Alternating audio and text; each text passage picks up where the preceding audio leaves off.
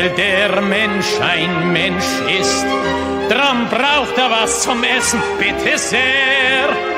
Es macht ihn ein Geschwätz nicht satt, das schafft kein Essen her. Drum links, 2, 3, drum links, 2, 3, wo dein Platz genossen ist, weil ich ein in die Arbeit einheimst und weil du auch ein Arbeiter bist.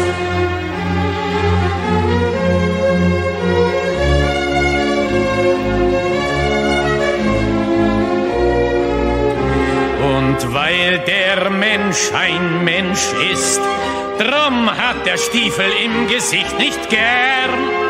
Er will unter sich keinen Sklaven sehen und über sich keinen Herrn. Drum links, 2, 3, drum links, 2, 3, wo dein Platz genossen ist, weil ich ein in die Arbeiter einheimst und weil du auch ein Arbeiter bist.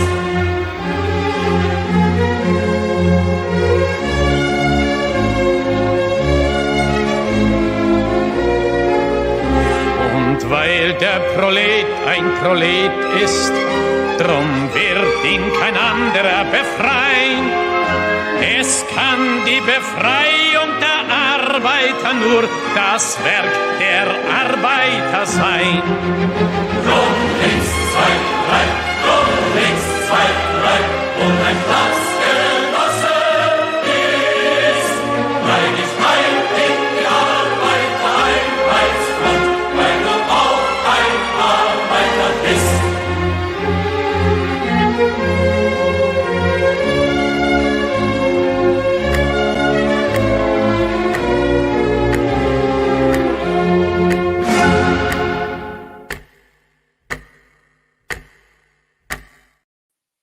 Здравствуйте, comrades. Welcome to Socialism Saturday. Socialism Saturday is where we watch the real far left, the furthest of the far left, the most dystopian of the dystopian, because we discovered, well, it seems several years ago now, that if we go back and we watch the real far left socialists, not the Democratic Socialists of America, those are not the real far left, not the progressives are not even close to the real far left, not AOC, not Bernie Sanders, not any of that bullshit. When we go and we watch the real far left, we get a sneak preview of the talking points that the Democratic Party will use just a couple of years after they use them, because what goes on the real far left is they are constantly doing trainings, doing classrooms, doing bookstore presentations, writing books, writing periodicals, doing streams on the internet, teaching their far left ideology to the world. And it turns out that all we need to do to understand what the real far left is doing is to sit back and crack open a beer or two and spend our Saturday evenings listening to what they have to say, because they say the quiet part out loud all the time. If you want to know who's responsible for pushing critical race theory into schools, I will show you who's responsible for pushing critical race theory into schools. If you want to know who's responsible for gender ideology in schools, transing kids, drag queen story hour, I will show you who is responsible for all of those things. And when we listen to them and we seek to understand them, rather than just seeking to own the libs all the time, that is when we are able to develop strategies to try to fight back against them, or at the very least, try to survive within the Marxist utopia that we are all headed into in probably not a little bit sooner than we would like. So guys, welcome to Socialism Saturday. Please do mount that like button for me if you would be so kind. I am just looking up my Socialism Saturday guide, which I should have had ready to go, but I didn't. Because I've been doing some stuff today, guys. I've been launching some stuff in the store. I'll show you that in a minute. Oh my goodness me. Well, apparently I can't find my little Socialism Saturday guide for today. Hang on. Maybe I can just download it off of my... Here it is. Hang on. I got it. I have it under control. Don't worry. Everyone calm down. If you're new to Socialism Saturday, please let me know in the chat that you are new. If you're new or have only watched maybe one or two Socialism Saturdays with us, welcome. We're really glad you're here. I hope you guys all had a great Thanksgiving. Let's go over the rules of what we're going to talk about today. Actually, you know what? Let's wait a minute to go over the guide. And in the meantime, I'm going to do a couple other orders of business. The number one order of business is please make sure you are subscribed to my Substack, which is Carlyn, KARLYN.substack.com. Now, we did have a quieter week on the Substack because it was Thanksgiving, and nothing wrong with that. Sometimes it's nice to be able to take a break. I did take a break from streaming Happy Hour yesterday, and it was honestly really nice.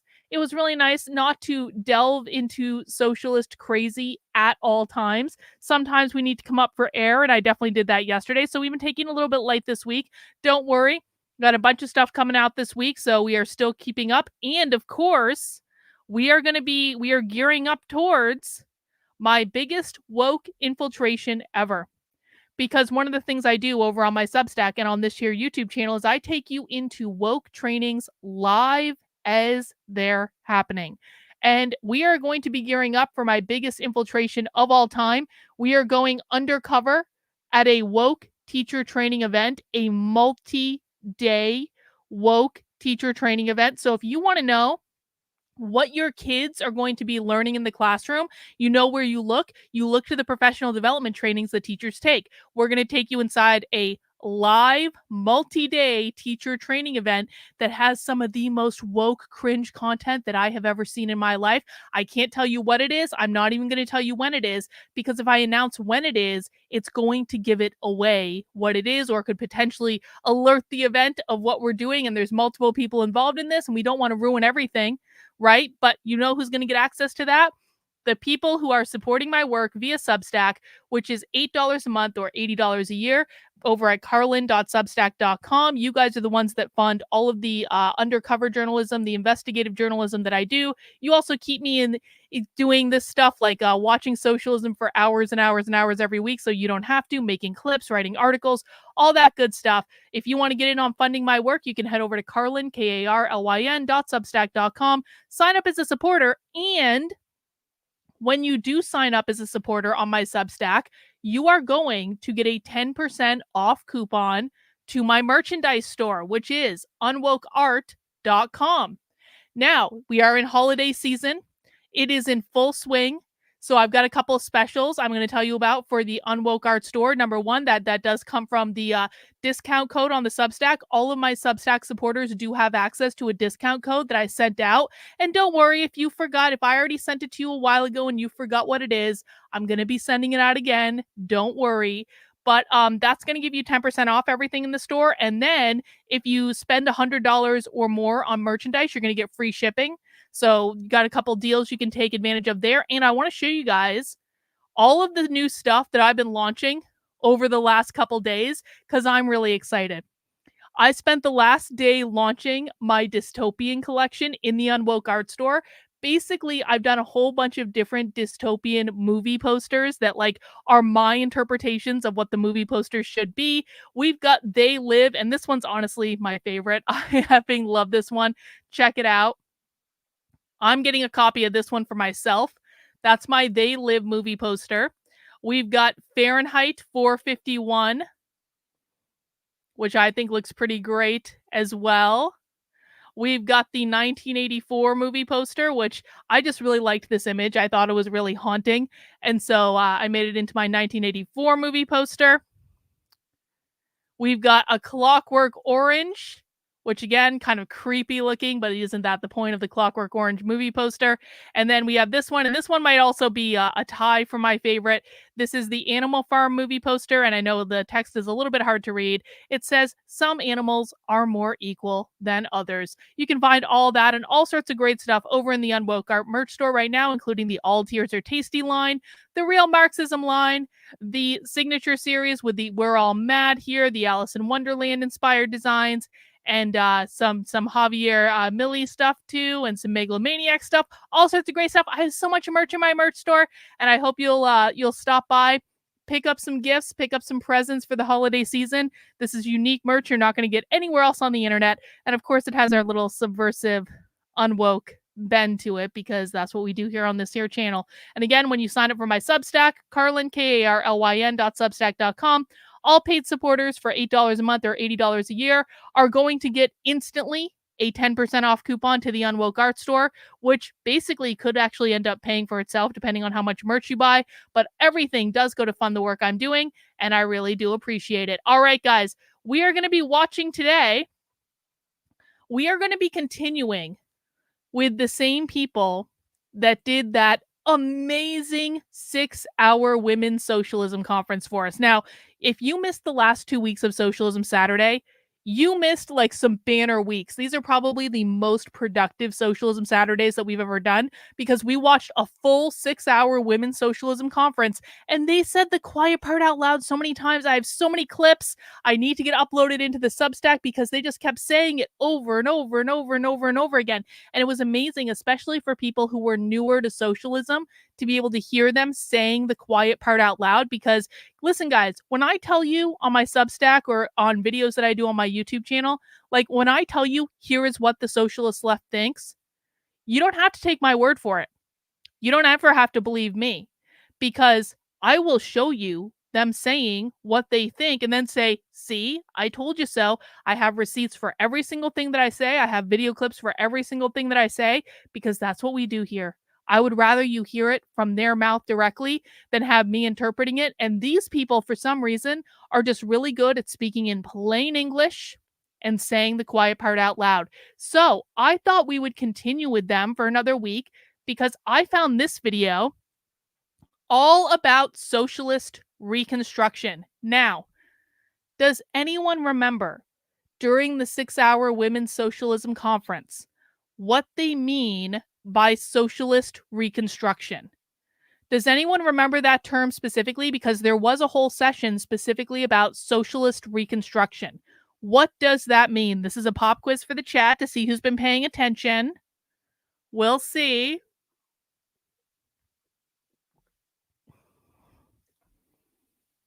Does anyone remember what socialist reconstruction means? I know there's a little bit of a delay between when I ask you something and when it actually shows up. Yes, bought for the win, how to rebuild the world into a socialist utopia. And one of the sessions in the 6-hour socialism conference was them talking about a book that they wrote about creating their Marxist utopia, what that Marxist utopia is going to look like, et cetera, et cetera. It's called Socialist Reconstruction. And wouldn't you know it, they also have a 90-minute conversation about socialist reconstruction as well. Let's listen to the description. What do they have to say? Socialist reconstruction takes seriously the question of what it would look like to build a socialist society in the United States, transforming society from ending the U.S.'s imperial exploits to eliminating poverty, racism, and bigotry. This book considers how we can use the wealth and development of a modern society for the good of the people. Did you notice that they believe that a socialist society will eliminate poverty, racism, and bigotry? I keep trying to tell people this. Socialists literally do believe that the answer to all of our problems is to get rid of capitalism and replace it with Marxism. And that's going to solve everything. It's going to solve climate change. It's going to solve racism. It's going to solve transphobia. It's going to solve every single problem that we have. We just need to get rid of that pesky capitalism and usher in Marxism as a replacement. Socialist reconstruction aims to demonstrate, rather than just declare, that there is an alternative to capitalism in the United States. Wow! It's almost like the real goal of the left isn't to replace white people. It's not to replace men.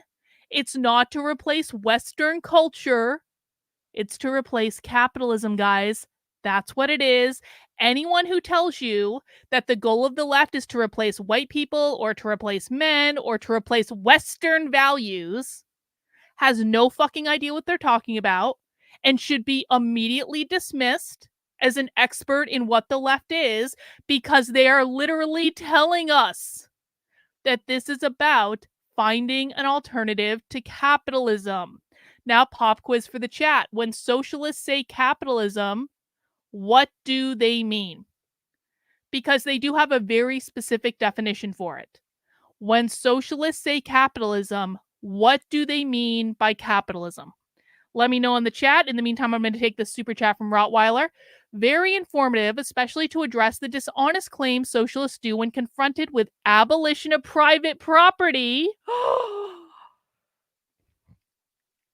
When they say they only refer to industrialists and corporations, bourgeois versus petit bourgeois. Indeed, indeed, indeed. So listen, guys, when socialists say capitalism, what do they mean by capitalism? They mean private property, private property, private property, private property, private property, private property. Oh, you guys are so smart today. Private property. That's what that means. So it means private property. So what do socialists mean when they say private property? They mean your house. They mean your business. If you own a building as a landlord, they don't want you to do that. They mean your kids, and they mean your individual rights.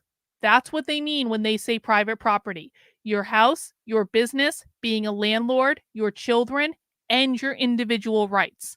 Those are all things that they want to take away from you. This is quite literally, you will own nothing and you will be happy, and everyone belongs to everyone else, all combined into one.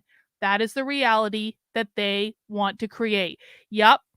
Individual thought is included in private property. We watched a video, what was it, maybe a month ago now, about the propertied regime, where they literally identified individual rights, individual thought, individual liberties as private property.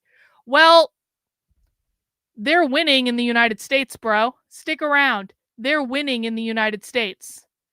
And you give them a couple more decades, I think it's going to happen around 2050, we will have a socialist utopia in the United States, mostly because people are so dismissive of them and they don't even realize that it's happening. Every single attack on parental rights that you see right now in today's world comes from these people. Every single thing about gender ideology, critical race theory, anti-racism, every single fiery but mostly peaceful protest, every single time the left wins anything, these people. Don't tell me they're not successful. They have kicked the right's ass for years and years and years and years, to the point where the conservative right can't even win an election anymore. They can't win an election, which means they have lost the fucking plot altogether. So don't tell me they aren't having success, bro. They're winning. They're kicking your ass right now. All right, guys, before we get into the video, I do want to go over the guide for Socialism Saturday. And now that we got a couple more people in our audience, and this is going to be the last thing we do before we start the video. But thank you for allowing me a moment, because we do have rules in my chat, guys. Listen, I know that in most online chats, you're allowed to shitpost and act like belligerent hooligans. We don't do that here. Okay? This is a learning stream. You are allowed to have whatever opinions you want to have, but you're not allowed to cause problems and cause disruption when people are actually trying to pay attention and are actually involved in what's going on. If you break my rules, I am no longer going to argue with people who come into my chat and break my rules. And this is particularly true for longtime viewers. If you break my rules, I don't care how long you've been on my channel. I don't care how much you've donated to me. I don't care any of that. If you are going to disrespect me by overtly breaking my rules, I'm going to block your ass. There's not going to be an argument. There's not going to be a warning. I'm sick of it. This is to learn. If you don't want to learn, you don't have to be here. So, number one, socialists speak encoded language. These streams are about understanding the language that the socialist left uses. They may use the same vocabulary as you, but they are not using the same dictionary. So you might think you understand the meanings of the words, but I promise you the meaning that you have of the words is going to be different than what the socialist left does. And this is all about hearing them in context so that you can understand how they are using that. Number 2, the purpose of doing this is to understand the socialist left. It is not to debunk them. Guys, if we spent time on these streams debunking every single wrong thing that they say, we would literally be here for probably a dozen hours every single Saturday. Okay? We're not doing that. If debunking them was all that was required to win, then we would already be winning. But we're not winning. We're getting our asses kicked by a bunch of socialists because they're a bunch of smart asses on the internet who are going, this doesn't have that meaning. You just have to debunk them. If debunking them was all that was required to beat them, you'd already be winning, guys. So can we please try something new? I don't care what the proper definition of words are. I care what socialists believe the definitions of words are. And I'm going to ask that everyone go on that ride with me. You gotta rein in your inner debunker, okay? Again, you can do it anywhere else. You can't do it in my chat. I'm going to put a stop to this crap. Number 3, if you have questions, please ask them in the chat, okay? I pay attention to the chat. I pay attention to the chat on Rumble. I pay attention to the chat on YouTube. I will try my very best to answer the questions that are asked. I also have many longtime viewers in my chat that will also try their best to answer questions in the chat. But if you are a longtime viewer of my channel, I know who my longtime viewers are, and I expect you guys to know more than beginners, okay? So if I see the same people coming into my chat every single week and asking the same questions every single week, at some point, I'm going to get in your face and I'm going to say, bro, I've answered that question for you every single week for months. Why aren't you listening? Questions from beginners are fine. Questions from beginners are expected. Learning socialism is a lot. It can be overwhelming. There's no problem with beginners asking questions. Where we start to have the problem is when I've answered a question repeatedly and it continues to be asked by longtime viewers, because now you're just wasting my time, bro. You're wasting my time. You're wasting my energy. You're making me say the same thing over and over and over again, which pisses me off because I don't want to have to do that. So at some point, I'm going to expect you to start learning. And if you can't do that, then you don't belong here and you're welcome to leave. Okay? Number 4, normal chat rules apply. Do not be a dick. Do not argue. Do not insult me. Do not insult anyone else in the chat. And if I tell you to stop doing something, then I expect you to stop doing it. If you come back to me and you say, I'm not doing that thing you told me to stop doing, then I'm going to block you because you obviously are doing it, or I wouldn't have told you to stop doing it in the first place. Really simple, guys. We need to have a baseline of respect. Last rule, do not argue with me. I am over being argued with by people in my chat who are not listening to what is going on and are not here to learn and are just here to cause problems. If you don't like what I'm saying, you don't have to be here. Every single one of these rules is there for a reason. Every single one of these rules is to make sure that people who are here every single week to be able to learn something are able to do so without putting up with bullshit and nonsense. All right? So those are the rules. I expect everyone to abide by them. If you don't want to do that, you won't be here for very long. Thomas Conservative, are you sure we aren't socialists now? Yes, I'm sure we aren't socialists now. Do you know how I know we're not socialists now, Thomas? I own a house. If I have kids, I still have rights over those kids. I'm able to start a business if I want to. That's how I know we're not socialists now. This is a dumb argument. The SEC goes after every company that makes people money. No, they don't. That's just wrong. You need to be an accredited investor to invest in more profitable stuff. I mean, I don't know anything about that, but I do know that we can currently buy homes, start businesses, have children, have a certain amount of freedom of speech. So no, we are not currently socialist. And quite frankly, people who think that we're currently living in a socialist society, bro, you haven't begun to feel the pain of what it's going to be when the real socialist utopia starts to take shape. So no, I appreciate the super chat, but that is just incorrect. All right, guys, let's get this party started. Please do make sure you mount that like button for me. There is a shocking disparity between the number of people watching right now and the number of people who've mounted that like button. So let's let's work that out a little bit. I would appreciate it. Let me just get my sound set up. Hang on. I'm just going to wait here a minute for more mounting of the like button to occur. Let's get those numbers up a little bit. Guys, mounting the like button lets YouTube know to recommend my content to other people. I'm in a position of having to break the YouTube algorithm again. By the way, double check, make sure you're subscribed to my channel because I've been getting a lot of reports lately of people who have literally been unsubscribed from my channel in like the middle of a stream that they're watching, which is weird. So just double check, make sure you're subscribed, make sure you're mounting that like button. I really do appreciate it. Thank you, Magnus, for becoming a YouTube channel member. I do appreciate the support. All right, guys, let's get this party started. We are watching Socialist Reconstruction, and let's hear about the utopian world that we have in store for us.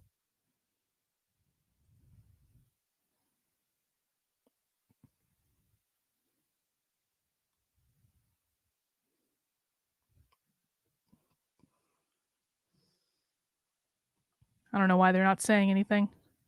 It's disconcerting. Say something. As soon as I fast forward, they're going to say something. I'm not tempting fate.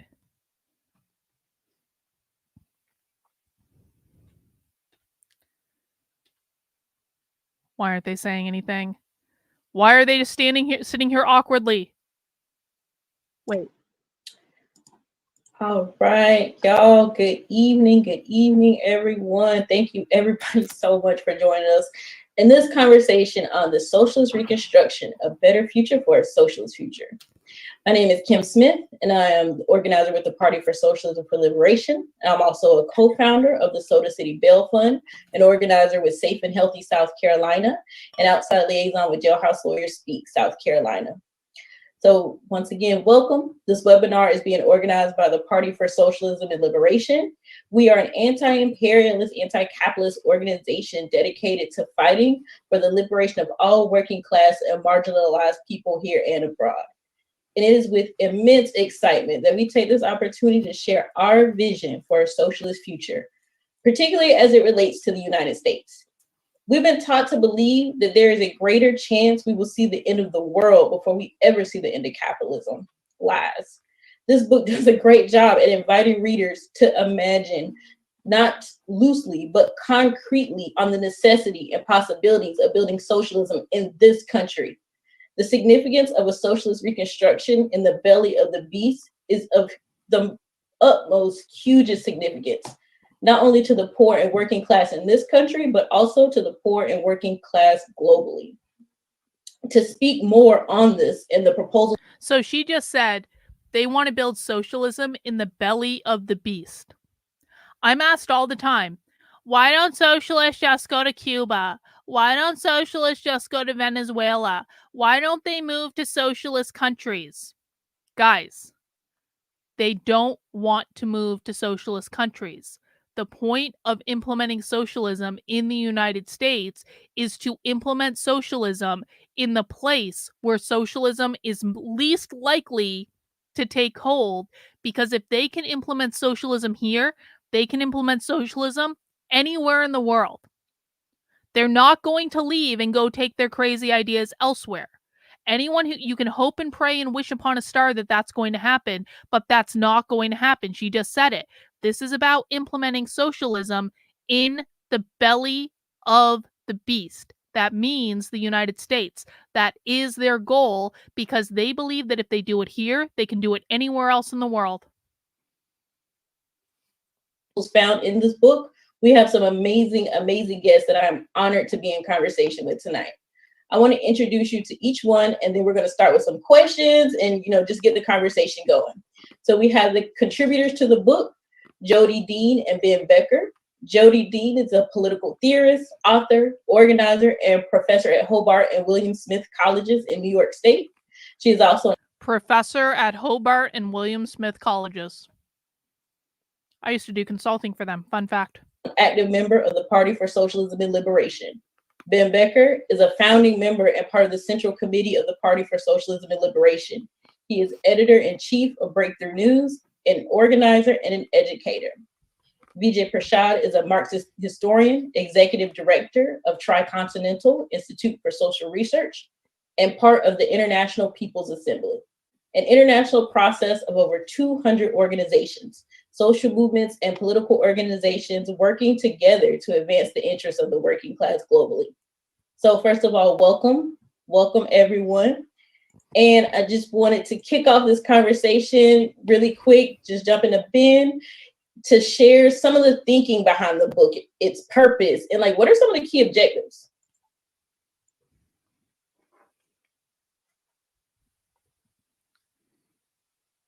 What is the purpose? While I of was the book, muted, folks? we got lots. There we go. Look, I didn't have mine. I don't have my prop. Yeah, everyone needs a prop now. You know, Herschel Walker has told us.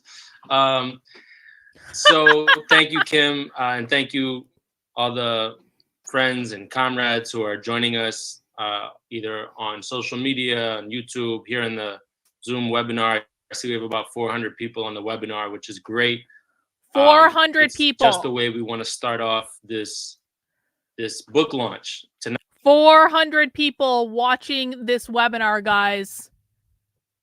I can't get 400 people to come here and watch Socialism with me. Why can they get 400 people? Not just be the release of a book, but the beginning of a large conversation, a dialogue among the left in particular, but hopefully with ever larger sections of the working class in the United States and in the world. To your question, Kim, the book really derives from a quite a lengthy internal discussion that we had inside the PSL for a couple years. And I want to just give you a taste of what that discussion was, because I think that helps explain, you know, why we felt a book like this was necessary and why we took so much time writing it and revising it and talking about it. And it was quite a, you know, deliberative process, I would say, to put a book like this out. The book comes, I would say, at a very unique moment in U.S. history. When you think about how socialism has gone from basically the unofficial religion, anti-communism rather, has gone from the unofficial religion of the United States for so many decades to now being a word that is being searched, discussed, debated among tens of millions. They really do not want to own property, and not only do they not want to own property, they don't want you to own property either. They want all property to belong to the collective, to the community, and then the community decides how best to use the property. Yes, they will take private property away from you. They will take away your house. They will take away your business. They will take away your kids. They will take away your individual liberties. This is all real. Of people. And we saw this in the Bernie Sanders movement in particular, but really it began before that, when the Republicans started attacking socialism so much, calling even things like a Republican healthcare plan it's not, they say that all the time. It's which not was new. What Obamacare was. But by being so critical of, they will give up their property to the collective. They will not own their property. They will give it up to the collective. Now, in exchange for giving it up to the collective, they will get nicer accommodations because they believe anyway they will be higher ranking party members. But that doesn't mean that they're owning private property, Joseph. It doesn't mean that they are perfectly fine giving that up. Most of these people don't own property now. Like, you think that they're going to own property in the socialist utopia? Most of them don't own property now.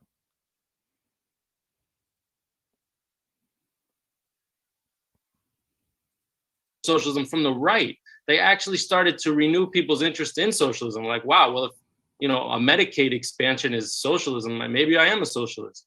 And then this continued in the Occupy movement, where there was a broad anti-capitalist sentiment, and then the Bernie Sanders movement, which I would say reintroduced the word socialism to many millions of people, especially young people, actually in a more favorable. Autumn, if you are here to cause problems, I'm going to block you again.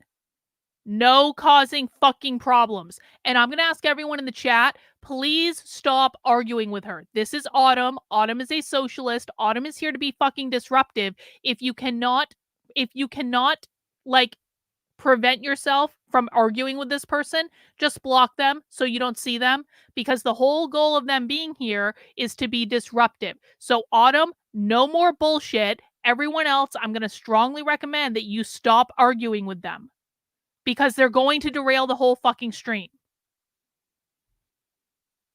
Way.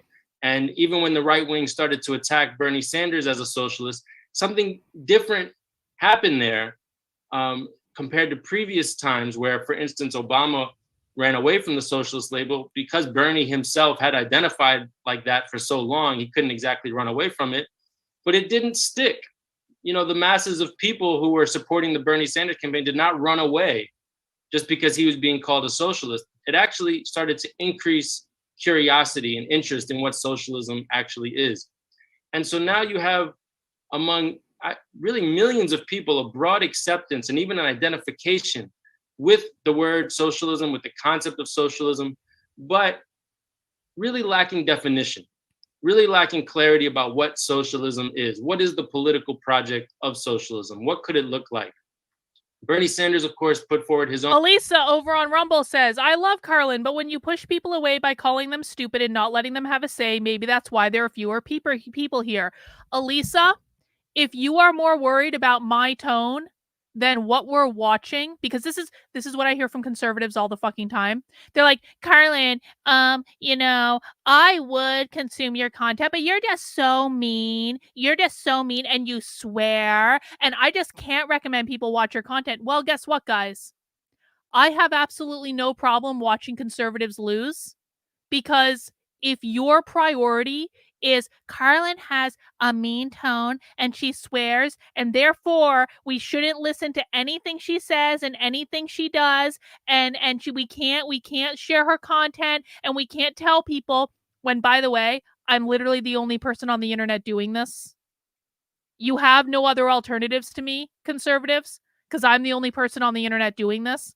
If someone else knows of anyone else on the internet doing this, let me know, because I want to talk to them. But as of right now, I am the only fucking show in town. So I don't care if you lose, Elisa.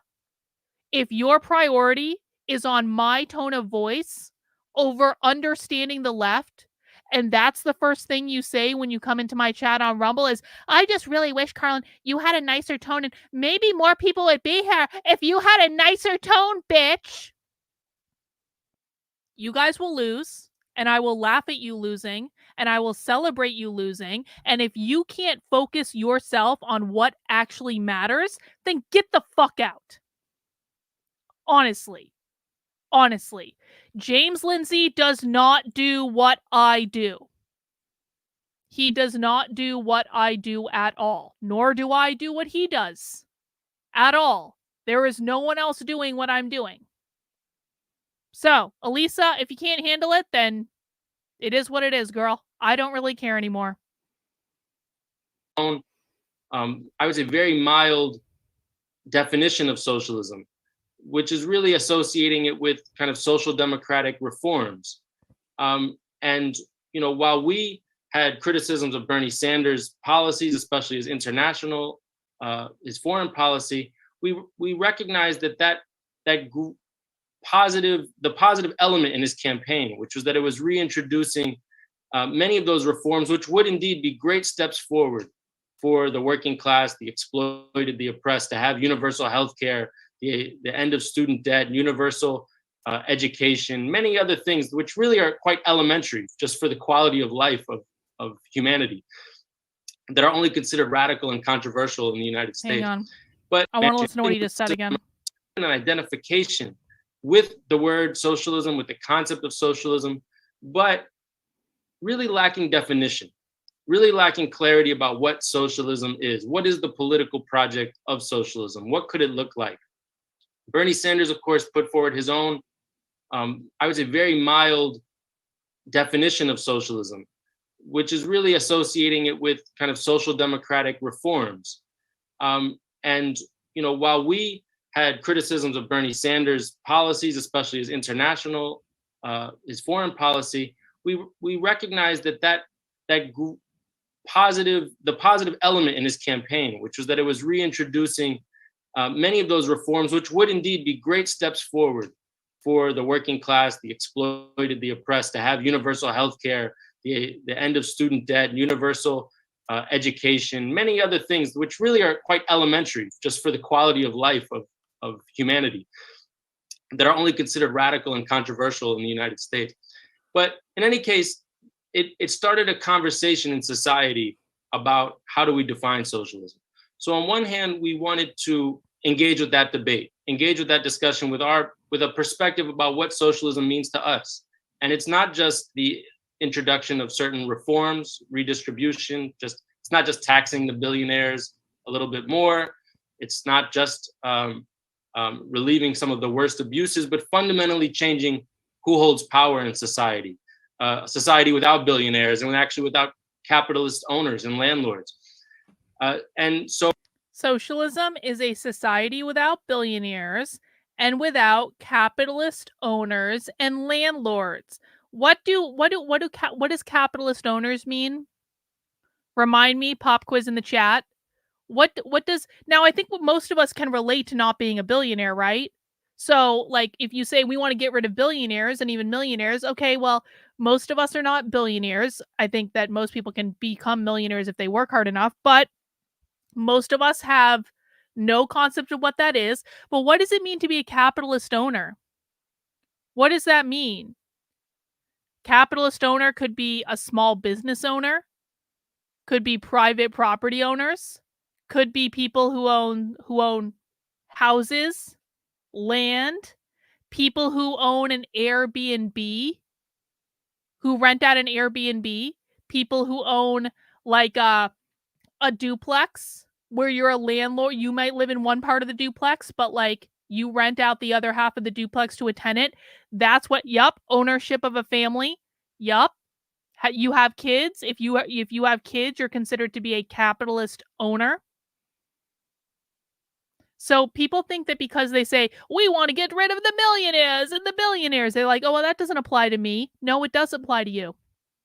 What these people are doing and what they're implementing with the help of the public schools is going to quite literally impact every single person.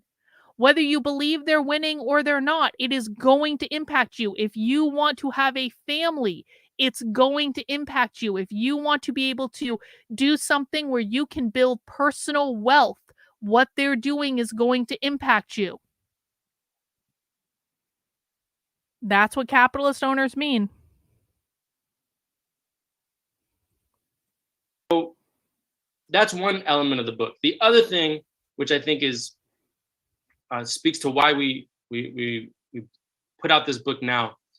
You know, in the United States, there's no lack of struggle. There's no absence of struggle. Struggle means revolution. The idea that the whole US population is complacent or something like that, which sometimes you hear more cynical people advance, that the exploitation and oppression that characterizes so much of our society is just broadly accepted. That's not true. We've actually seen huge struggle. Mooney, this is a great point. They're taking away the average person's ability to become a millionaire. So if you want to build personal wealth, and guys, there's nothing wrong with wanting to be a millionaire, right? Being a millionaire is pretty great. I think, and again, I'm serious when I say that I think that anyone, if they have a good idea and they work hard enough, can become a millionaire in our world. I really do believe that. They want to take away your ability to build personal wealth. They want to take away your ability to pass along wealth to your children and your family. If you think this doesn't impact you, you're going to be surprised. And again, I think I agree, because Metal Gear, who is a socialist, you can tell by the little communist symbol, says small business owners are part of the petit bourgeois. We don't distinguish between that, because they hate all the bourgeois. Bourgeois means private property owners. It means the capitalist class. So we don't distinguish between those two things, bro. Yes, exactly, Rosa. When they're taking away your ability to become a millionaire, they are stealing the American dream out from under you. These people want to steal the American dream. They want to take away your ability to achieve it. Struggles in the United States, massive struggles. Some of the biggest struggles in history have happened in the last 20 years, last 18 years since the PSL was founded. You know, a lot of us, that's where we cut our teeth, all as organizers, not as writers or dreamers of the socialist future, but in the immigrant rights movement, in the Black Lives Matter movement, in the anti-war movement, organizing low-wage workers. There's so many important and significant struggles. But what we recognize as the key challenge, the ideological challenge, before I spoke about the opportunity, the big ideological challenge of our left, of our movement in this country, is that we are carrying with us the baggage of so much anti-communist indoctrination. So this idea that another future is possible and it's concrete, that the working class can hold power, all of these concepts have been so diminished, so discredited. And not just by the right wing, but even sectors of the left, the NGO, the people who actually are part of the resistance movement, and all these resistance movements haven't been able to really articulate what it would look like to have a different society. It's one thing to say another world is possible, and we want a world without X, Y, or Z injustice. But what does that actually look like? Could it actually be achieved? And how could the working class really reorganize all of society? What would another mode of production, let's say, look like in the United States? And there's a lot of reasons why people have put aside that question, or have said that this is purely utopian or impossible. For some, it's the fear of the state. For some, they think the capitalists are simply too strong. They think people are too indoctrinated. But there's also, or they think class unity is impossible. There's many reasons why. But the main point is that people have sort of taken it off the PSL. And they said this earlier, which is why we always need to open our ears and listen, guys. The PSL is the Party for Socialism and Liberation. It is a political party that all these people are members of. Table that all we can do is resist. We can't actually make a new society. And we came to the conclusion that was, unless we provide, in a way, a blueprint of what it could look like here, unless we give people something to fight for, that people won't ever really be able to sink their teeth into what socialism is. And in fact, if you don't have a positive program of what you're fighting for, and you can see it, you can taste it, you can feel it, that in fact, you'll burn out. You'll go from resistance struggle to resistance struggle. But ultimately, unless you have that grounding in what you're fighting for, it'll over time start to feel like it's not going anywhere. It's just up and down, struggle and repression, struggle and repression. And what we're saying is that there is a way out of that cycle of struggle and repression, and that's by having a socialist United States. And the other aspect that is so important is that in that ideological battle, the main way that they get people to not believe in socialism is they compare it to the countries that have had socialist revolutions under conditions of underdevelopment in the global South. See, here's where they're going to say, real socialism has never been tried. We promise in the United States it's going to be different. That's why we have to implement socialism in the United States, because Venezuela, it didn't work in Venezuela, guys, because real socialism hasn't been tried. It wasn't developed enough to work in Venezuela, but it's going to work here. We promise. Pinky swear, bro. Or even in the Soviet Union, which was a poor, very poor country when it had its revolution. And they say, well, look at the US average standard of living versus Cuba or Venezuela or the Soviet Union. Now, many of those countries have had amazing achievements, and they've developed things even under blockade, under isolation, under the threat of war, that the whole working class should be proud of and that we defend. But if we accept that framing of the question, well, do you want to live here or do you want to live in Venezuela? We've already ceded too much ground to the imperialists, because the way to compare capitalism to socialism is not to compare capitalist United States to blockaded, embargoed, and oppressed Cuba dealing with the conditions of colonialism and slavery and all that it's inherited. We say compare the capitalist United States to the socialist United States. And then he literally just said real socialism hasn't been tried in Cuba because the capitalist United States blockaded Cuba and prevented real socialism from taking form in Cuba. So you can't look at Cuba as an example of socialism because those evil capitalists in the United States, they ruined everything.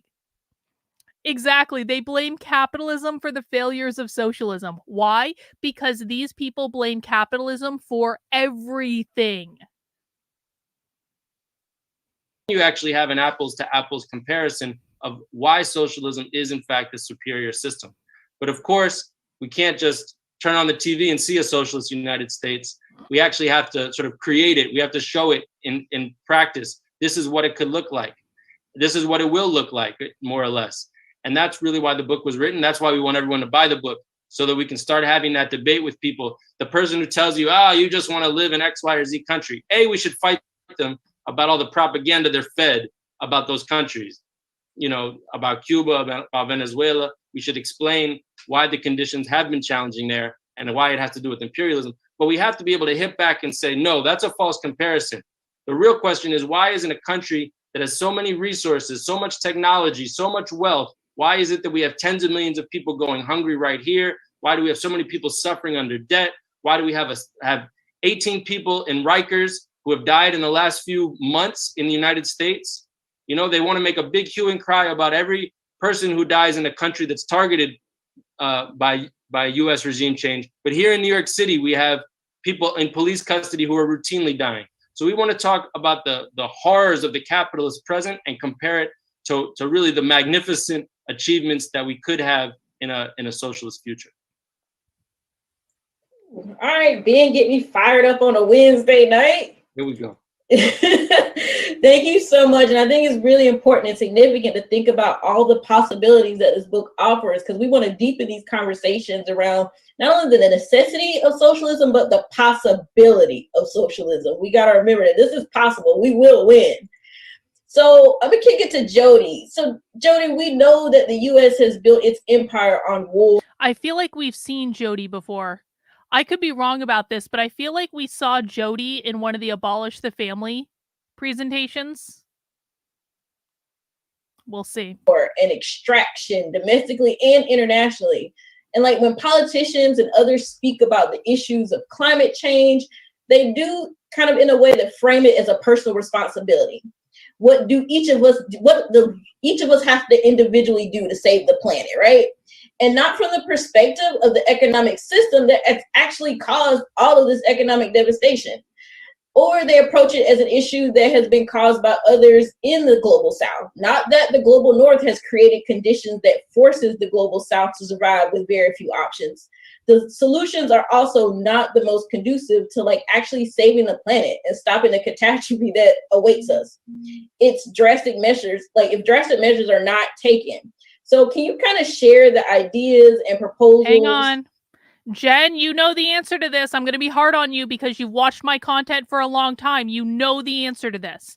Why is socialism the only option to get rid of capitalism? Because capitalism to them means the abolition of private property. This is not a generic version of capitalism. This is not about crony capitalism. This is not about corrupt capitalism. This is only and specifically about private property. The goal stated by Marx and Engels in the Communist Manifesto is to abolish private property. They define capitalism as private property. That's why socialism is the only argument to get rid of it, because they are trying to center everything around the abolition of private property. That are shared in the books around climate change and how a socialist society would actually approach this issue? Sure, thanks, Kim. So one of the fundamental premises of the book is that that climate change is an existential threat, right? And capitalism can't address it. right? Capitalism is not going to be able to address the problems of the floods and storms and fires and droughts, and it's not going to be able to address the way that the people who are the least responsible for it are the ones who are shouldering most of the burdens of it, and that is both domestic and international. And we know that capitalism can't solve this problem because capitalism is as much a system of destruction as it is of production, right? It means capitalism is a system of destruction as much as it is a system of production. What does she mean when she says that? Why fundamentally do these people believe that capitalism cannot solve climate change? First of all, we have to assume that climate change is a real thing for this. I'm not suggesting I agree with that. I think that climate change is more of like it's a hysteria more than anything else. So I'm not saying I agree with this, but let's just accept the premise climate change is a real thing. Why do these people believe that that climate change cannot be solved under capitalism?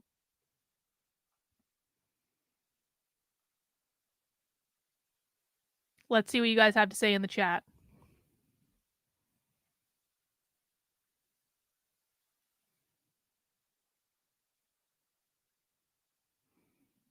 Why do these people believe that capitalism cannot solve climate change? Because manufacturing creates pollution. Getting close. Exactly. Because there's no profit motive for capitalism to solve climate change. The whole like basis of getting rid of private property is to get rid of the profit motive. And these people will say the profit motive of capitalism is what created climate change in the first place, because the existence of all these bourgeois capitalist enterprises was all focused on creating profit. And in the pursuit of that profit, they did things that were destructive to the environment. And because they did things that were destructive to the environment, they caused climate change due to capitalism and chasing the profit motive. And so that's why they're saying that capitalism is a destructive ideology, because they believe that every problem we have in society was created due to pursuing the profit motive. So if they just eliminate the profit motive by eliminating all private property, they're going to get rid of every single problem that capitalism created. Make sense? Rottweiler said, the 6-hour socialist stream we watched for the last 2 weekends makes it clear. Abolishing property as the engine of all capitalist societies. Oh yeah, it did, Rottweiler. It made it very, very, very crystal clear. Exactly.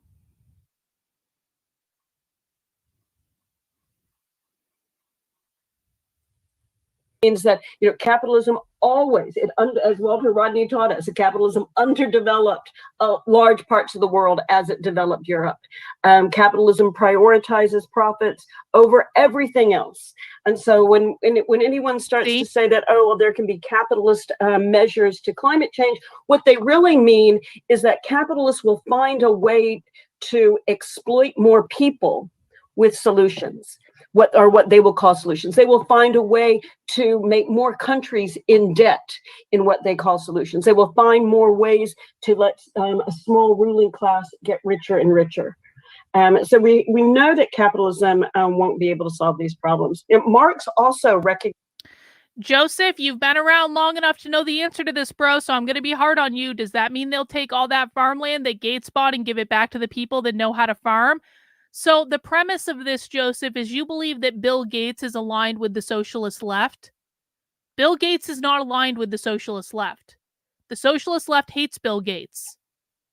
They're not the same people. The people that Bill Gates are aligned with are the globalist WEF Malthusians. As we have discussed repeatedly on Socialism Saturday, these are not the same groups. These people are not WEF globalists. So would they take away Bill Gates's farmland? Oh, yeah. Yes. Yes, they would. And they would have no gumption about it at all. Bill Gates is not in alignment with these people. Would they give it to people who know how to farm? Probably not. They would assign people to do the farming because, again, All jobs under socialism are going to be assigned based on the needs of the community. So we need to, and this is especially true for my longtime viewers, we need to move beyond the idea that the WEF and the far left radical revolutionary socialists are the same thing, because they are not the same thing. And it is the conservative influencers who have lied to you about this that have created that perception. These people hate Bill Gates, so they have no problem taking his private property away. No problem at all. Recognized already this destructive aspect of capitalism. In Capital, he said that all progress that that capitalist agriculture makes is actually progress in the art, not only of robbing the worker, but of robbing the soil. So that's how capitalists understand their progress. What we'll do is, of course, put a whole matter of environmental damage and climate change in the hands of the working class. Yes, Bill Gates does not like these people. Bill Gates is not partners with these people. Anyone who has told you that Bill Gates is a far-left radical revolutionary socialist has lied to you. Anyone who tells you that Bill Gates is working with far-left radical revolutionary socialists has lied to you. This is not about the WEF, guys. At some point, and by the way, the WEF is not as powerful in the United States as these people are, because the WEF doesn't own the schools. These people own the schools. These people own K through 12 education. These people own the schools. The WEF does not own the schools in the United States. At some point, when these people are successful at ushering in their Marxist utopia in the United States, there's going to be a face-off between these people and the fucking Malthusians. But they're not the same. Bill Gates is a capitalist. A massive, massive capitalist. And what this will mean in practice is that we will address climate change with three basic mechanisms, right? We will, by decommodifying energy, by decarbonizing energy, and by decolonizing energy. I'm going to talk about decolonizing means all three of these. So removing in some ways, from energy. the decommodifying energy is the easiest part. That just means we're going to nationalize the whole energy sector and treat energy as the common resource that it is. Okay, I want you to listen to this part again, because she just said, we're going to decolonize the energy sector. A lot of people are confused about the meaning of the term decolonization, again, because conservative influencers have lied to you about what the meaning of the term decolonization means because of what's going on in the Middle East. If you listen to conservative influencers right now, they're going to say decolonization is about violent revolution. That's what it is. It's violent revolution. Well, there can be violence. These people have no problem against violence, but that's not actually what decolonization means. For pop quiz for the chat, what does decolonization actually mean when it comes to socialism? Rottweiler, in before I even ask the question, Rottweiler, decolonization means the expropriation of private property and utilities. Decolonization means removing the oppressive force of capitalism. It means getting rid of capitalism. I know what you meant there, Bob. We forgot the C. That's okay. Decolonization means taking away private property, which means capitalism. Nope, this is not true. Not correct. It does not mean destroying property. That's not what it means. Decolonization means removing the oppressive force of capitalism. So what Jody just said is, one of the things that they want to decolonize is the energy sector. How we get our heating, our gas, our electricity, stuff like that. They want to decolonize the energy sector. What does that mean? What did Jody mean when she said we want to decolonize the energy sector?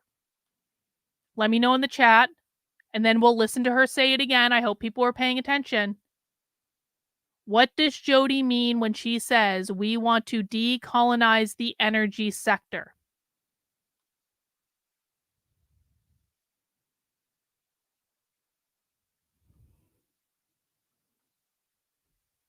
Well, they do want free energy, but that's not what it means. They want the collective to own it and distribute energy. Yup. It means no private energy companies. Yup. They want to nationalize the energy sector. They want the government, the collective, to control the energy sector. Guys, what happens when the government or the state controls the delivery of all energy?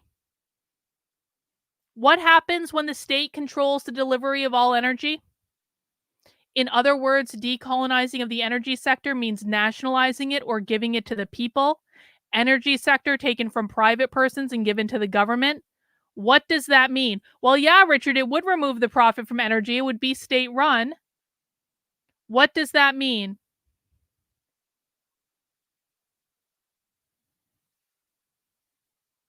Lily in for the win. You will only get the amount of energy they allow you to have. It means the state is rationing energy. It means they can shut off the energy. They can turn off the energy to certain people. It means blackouts. It means the state has a monopoly on the energy. It means the state controls the distribution of the energy. It means they can shut off the energy to anyone they want for any reason. It means rations. Everything the government touches turns to shit. I love that answer, Joshua. Thomas, they can give it to their cronies. Exactly. They get to decide who gets the electricity, who gets the heat, who gets the gasoline. These might seem like boring topics, guys, but do you want the government in charge of turning off your heat in the middle of the winter because you're a dissident? Do you want the government to decide that they can just turn off your electricity at any times?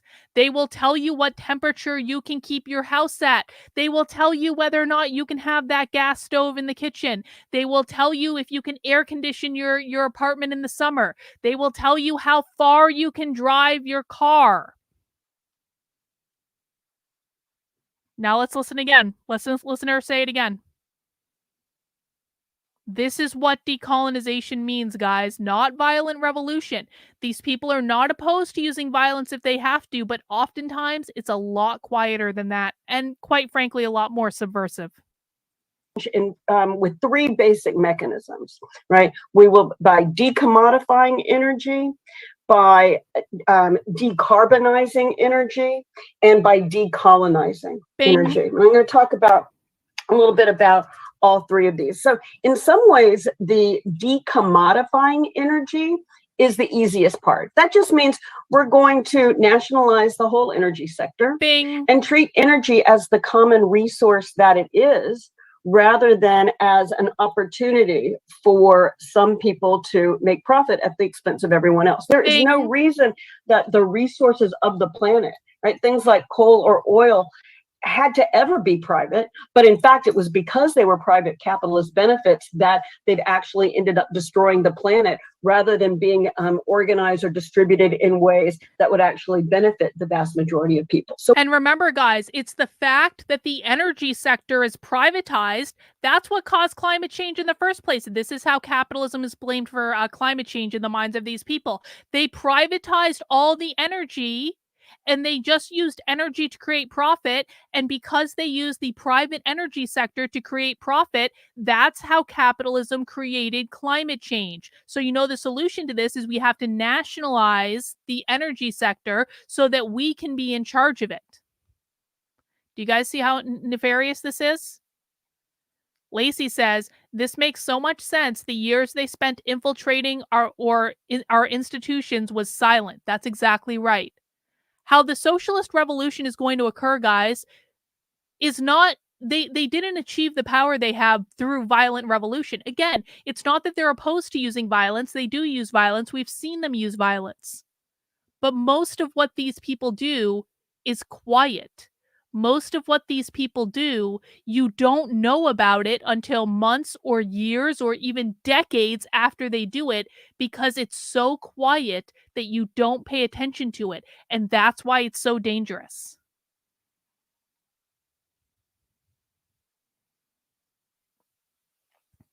If socialists thought that way, why are they building community kitchens? No, I'm not confusing people with the Malthusians, Joseph. You're confusing people with the Malthusians. The socialists are building community kitchens because they want to control the food supply. If they control the food supply, they control the population. They want to get rid of private kitchens. They want everyone to get their food from the communal area in the community that they control. That's food rations. They're doing it to control the population. If you do not work the job that the socialists want you to work, you do not eat. That's not Malthusian, bro. That's something that these people talk about all the time. Pay attention. I know you're desperate for them to be Malthusians, Joseph, but they're not, and I'm going to beat this conservative talking point out of you with a stick. We're going to first start out by decommodifying all of energy. This will let us very quickly decarbonize our energy sources. And that means the kind of bottom line of that is keeping the fossil fuels in the ground, right? No extraction of oil, no extraction of coal, no fracking. These resources have to be kept in the ground. And at the same time, we have to increase our reliance on wind power and solar power and hydropower, and make sure that we're using these in responsible ways. Now, in the Socialist Reconstruction book, we have a plan that we call Cap and Convert. And the Cap and Convert plan, there's lots of wonderful details that people can chew on. And I won't go into every different organization that we have involved in Cap and Convert. But the basic version is that you can have a 10-year plan that decreases the amount of fossil fuels produced and imported in the US and increases. First of all, I've never said I have an objection to the term cultural Marxism, so it's a little ridiculous to ask me what my objection is when I've never said I have an objection to it. But it doesn't, if I had an objection, it would be, it's all fucking Marxism. It's all Marxism. So why do you feel the need to qualify it by say it's cultural rather than economic? It's all Marxism. It all comes from the same place. It all comes from the same ideas. It all implements the same ideology. So why the fuck are you distinguishing? Marxism is Marxism is Marxism is Marxism is Marxism. It quite frankly, it's the conservative right that has made this distinguishing necessary, because again, they've convinced themselves that Marx is just an economic theory. This is just about economics. It was never just about economics. Marx was talking about identity groups when he was writing about identity groups when he was alive. To Marx, this was never just about economics. The conservative right are the ones that made it about economics. They're the ones that fucked it up again. So I don't particularly feel the need to play the game that the conservatives want me to play, because they're the ones that keep fucking everything up. Marxism is Marxism is Marxism is Marxism is Marxism.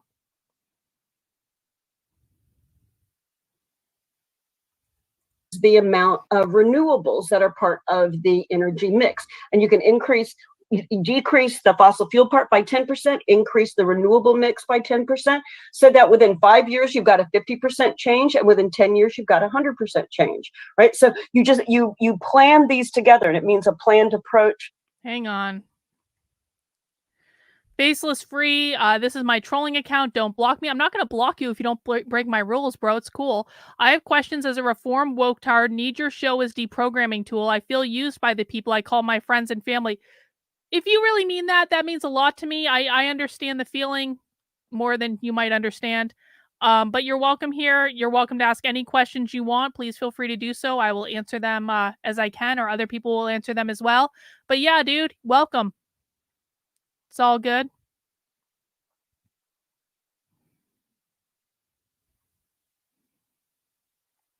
Does Marxism equal socialist equals communist as a final stage? So this is a great question for beginners. So how I think about this is in practical application, right? I don't go into the theory. I'm not going to get into the dictionary definitions of everything. How I think about this is how these people show up in the real world. What I will tell you is that when I'm at the private events with these people, they will refer to themselves as Marxists, socialists, and communists in the same sentence. So can we say that socialism is the transitionary force to communism? Yes, we can. Can we say that there are nuanced distinctions between all of these groups? I mean, we could have that argument, but what I am most concerned with is the fact that these people use all three of those terms interchangeably. So they will view themselves as all three of those terms at the same time.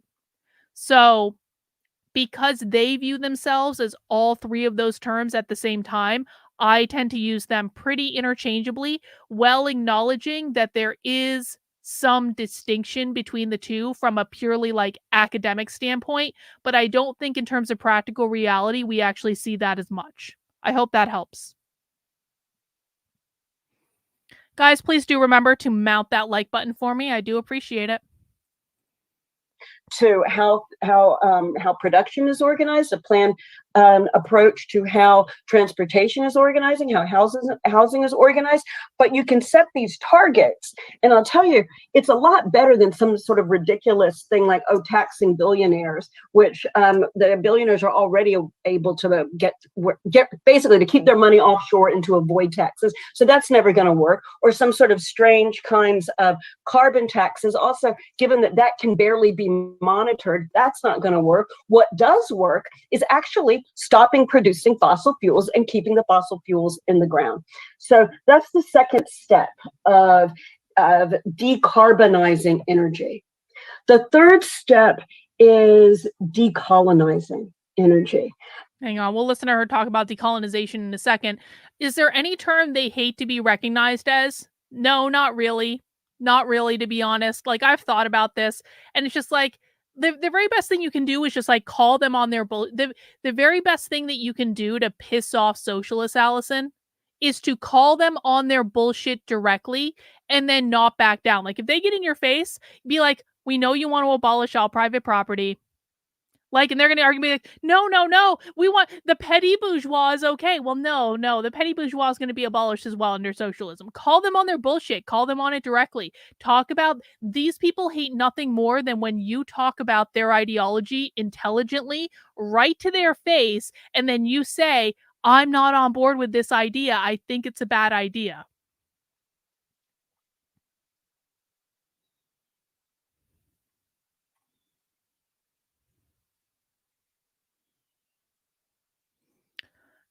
Carlin sometimes gets a little emotional and her voice can make you feel like she's mad at you, but she's not mad, but she's mad at the ideas and not mad at us. Seems frustrated at conservatives playing into the hands of the Marxists. Well, I'm definitely frustrated at the conservative right that seems hell-bent on losing to these people in any way they can. But I will say this, if you guys can't handle my tone of voice, you ain't handling these people. That's just reality. If you can't handle my tone of voice, you might as well just pack it up and go home, because you ain't messing with these people.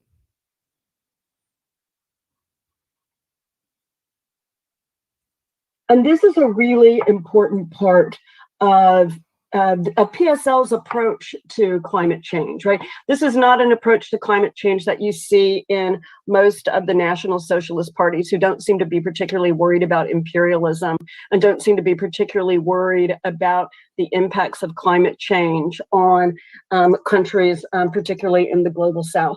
But we are concerned with that. So we're following the lead of the People's Agreement made in Cochabamba in 2010, because that agreement requires the countries of the global North to accept the responsibility of their capitalist classes for the devastation that's been wrought on the planet. And so we begin from that, like, yes, the capitalist class in the US bears a primary responsibility for climate change. And so we have to own that. And the next step of owning that. She just said it. The capitalist class in the United States bears the primary responsibility for climate change. Let's listen to that again. The the global north to accept the responsibility of their capitalist classes for the devastation that's been wrought on the planet. And so we begin from that, like, yes, the capitalist class in the US bears a primary responsibility for climate change. And so we have to own that. And the next step of owning that is recognizing that we have a responsibility to share technology, not to sell it, right? Not to make countries in debt for their own adaptation projects, but to share the technology we have, to share the skills we have, and to be in conversation and learning from other countries as well, what they think they can do, what they have learned, how they have adapted to change, and then also provide technologies that they think they need. So we need to share knowledge and technology on the grounds not of our benefit, but on, what are the people who are asking for it? What do they want? They set the table, they set the agenda. And so we also need to make sure that we build learning networks, right, globally across the board as part of this climate debt and this climate accountability. So overall, then, our climate approach has these three prongs of decommodification, which means energy is a resource, not a money-making tool. Decarbonization, which means keep it in the ground. And decolonization, which means follow the lead of the People's Agreement from Cochabamba and recognize that imperialist, industrialized countries like the United States bear a primary responsibility for climate change and for redressing it. Thank you so much for that, Jody. It's such a desperate need to decolonize, decommodify, and decarbonize energy. And these are easy solutions to climate change. And I really want everybody to remember that we can do this and we will do this. And, this will ultimately cause the global north to resume its responsibility for the catastrophic misery it has caused the global south, which is so important. All right, BJ. So you do a lot of work towards building working class internationalism and spend a good time with movements all around the world. So can you share your impressions on the book and share some of the connections you see on our building socialism in the US as part of paying our historical debt to the global south? Well, thanks a lot, Kim. Thanks for inviting me. I'm grateful to the Party for Socialism and Liberation. It's a terrific book. Congratulations, Ben, Jody, others who participated. Nope. Wrong. No.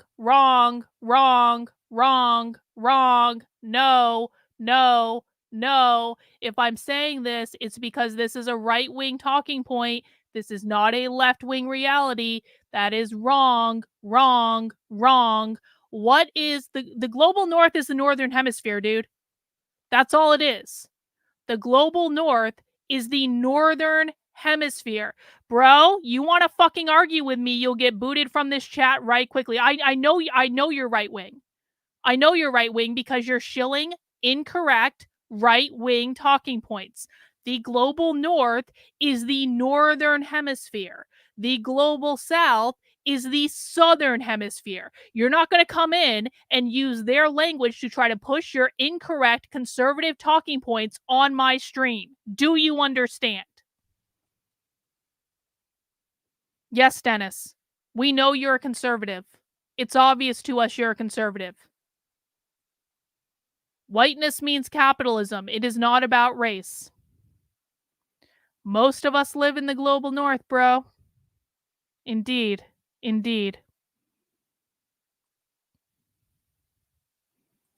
In constructing it, I think it's an essential book for people to read. And I'm not looking forward merely for people. Hang on. I literally did just explain. It doesn't sound to people who understand how to speak socialist that global north is a talking point that about fucking white people. What is the only people who believe that the global north is a fucking about white people are fucking conservatives. That's it. Mexico is in the northern hemisphere, conservative. Are Mexicans white? Remind me, are Mexicans white?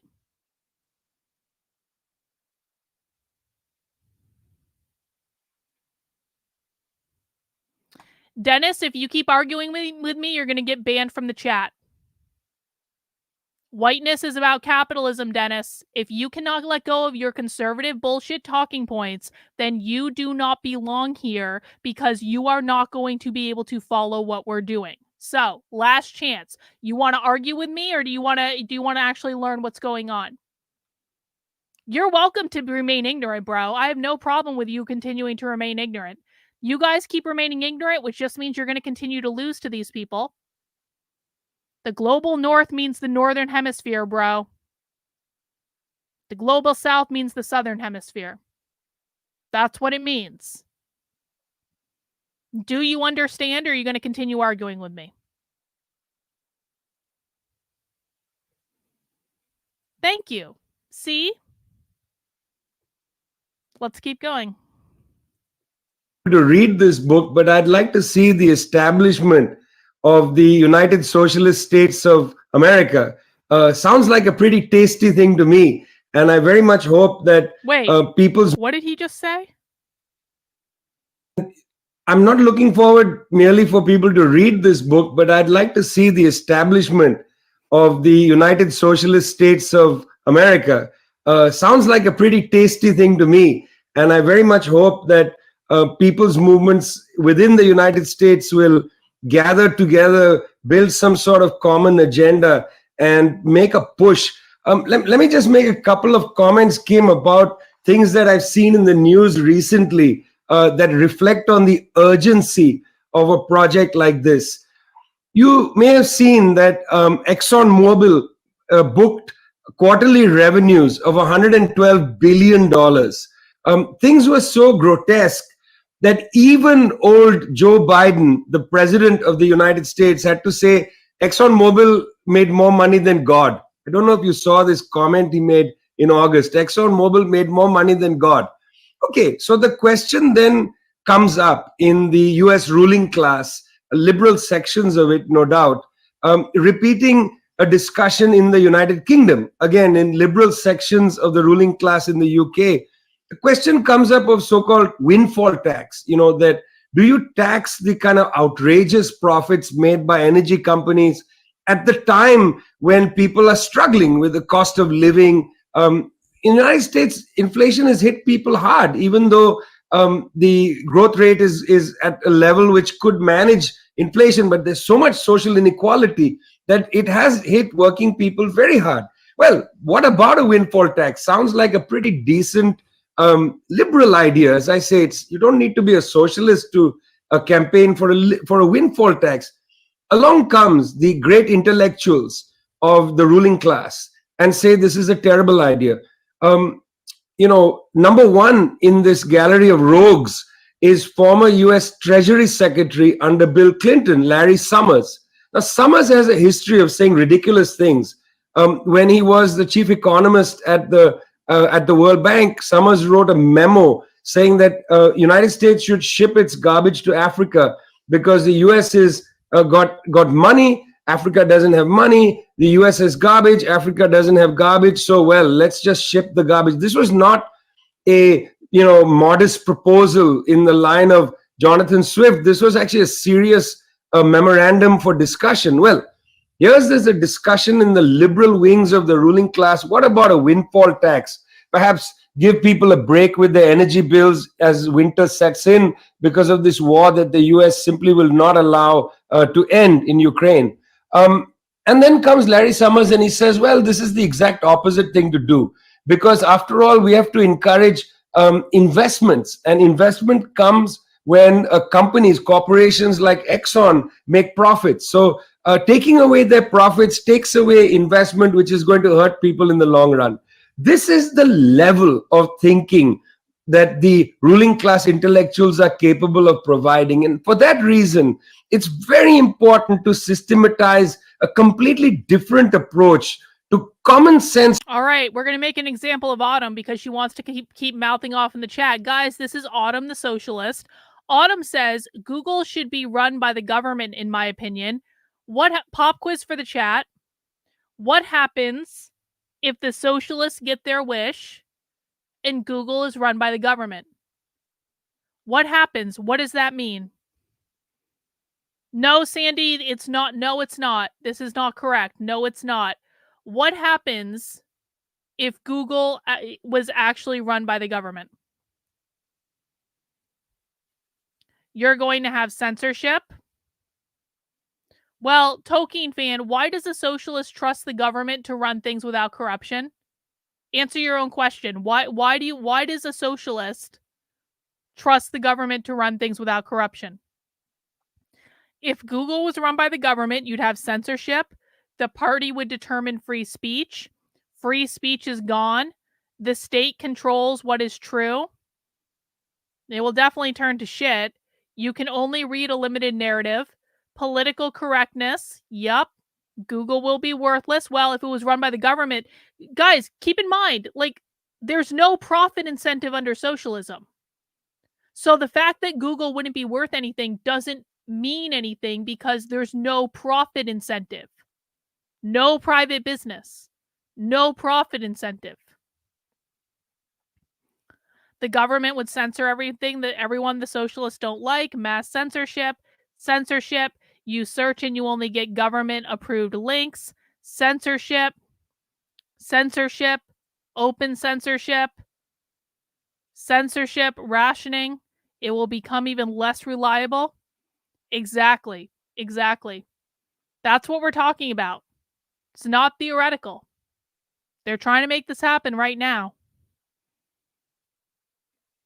Josh says worthless as a source. My bad. No, well, we'd be worthless in both ways, Josh, I suppose.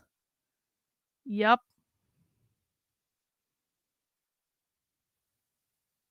Problems that require common sense solutions. And I want to say something. Well, this is an interesting question, John. John says, would there be a Taylor Swift concert under a socialist America? Pop quiz for the chat. Let's see who's been paying attention. We talked about this in relation to Tim Pool on a Nitwit stream that I did recently. Would there be a Taylor Swift concert under a socialist America? The answer is not what you think it is. Okay, instead of just saying yes or no, you have to explain why. Don't just say yes or no. I'm not going to show anyone who just says yes or no. Why would there be or would there not be a Taylor Swift concert under a socialist America? Well, there's no private business in a socialist America, Thomas, so no one's getting paid under that. But you're kind of onto something. They would control what she would sing. It would be a government-approved concert. She would have to toe the line and agree to the talking points. If she toes the line, yup. Is Taylor Swift going to be a millionaire under a socialist America? Either they will make Taylor Swift sing for free or they won't allow it at all. There would be a concert, but no payment for the singer. So why would Taylor Swift perform in a socialist America if she's not getting paid? Why would Taylor Swift perform if she's not getting paid? She would be a puppet for the government.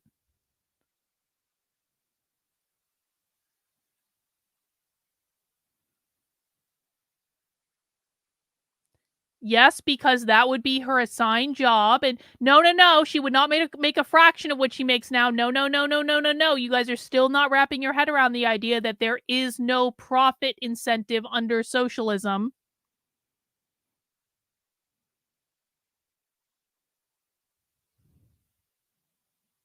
The songs would be about the revolution.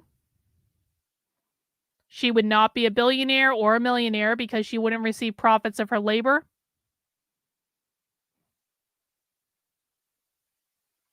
So what I think would happen is Taylor Swift would essentially be an assigned entertainer as part of like the government's going to assign people. You're going to read the news. You're going to be an entertainer. You're going to do this. You're going to do that. You're going to do the other thing. So Taylor Swift would still be able to perform.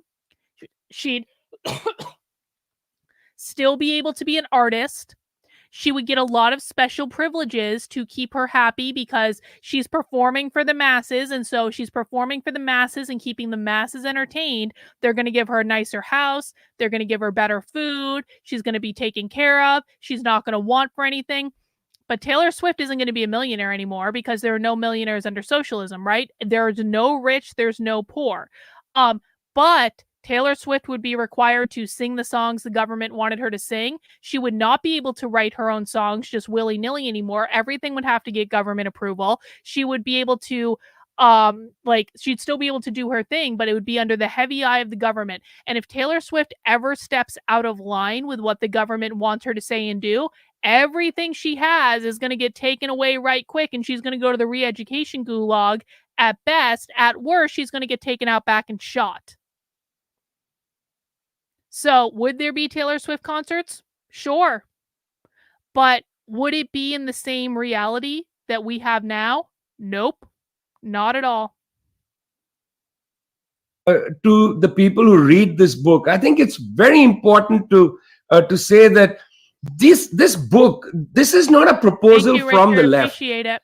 It's not really a proposal even from the PSL, although the PSL has done the hard work of putting it together. These are common sense proposals that come from people. They have merely been systematized by the left. The left isn't putting proposals into the world. The left is actually mirroring the common sense proposals that are out there in communities, people struggling with bills, people struggling with the commodification of every aspect of their life. You know, they don't want to see water charges rise or electricity bills go up.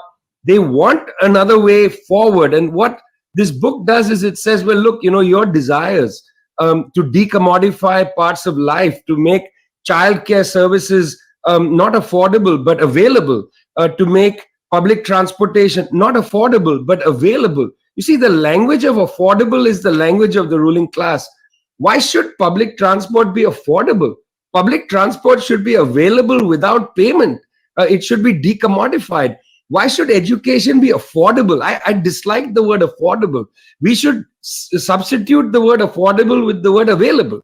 Education should be made available to people, not affordable. Affordable is just a smoke and mirrors way of saying, well, we'll take as much as we can from you. So it's very important, I think, for us to acknowledge that the proposals in this book are not proposals that come out of somebody's head. These are common sense arguments for, in fact, problems that the world can overcome. Now, I looked at the Brown University ticker. You know, they study the amount of money that the United States government has spent, the social wealth of the world, really, that the US government has spent on warfare in the post 9/11 wars. And I don't know if people know this. The bill right now is $8 trillion.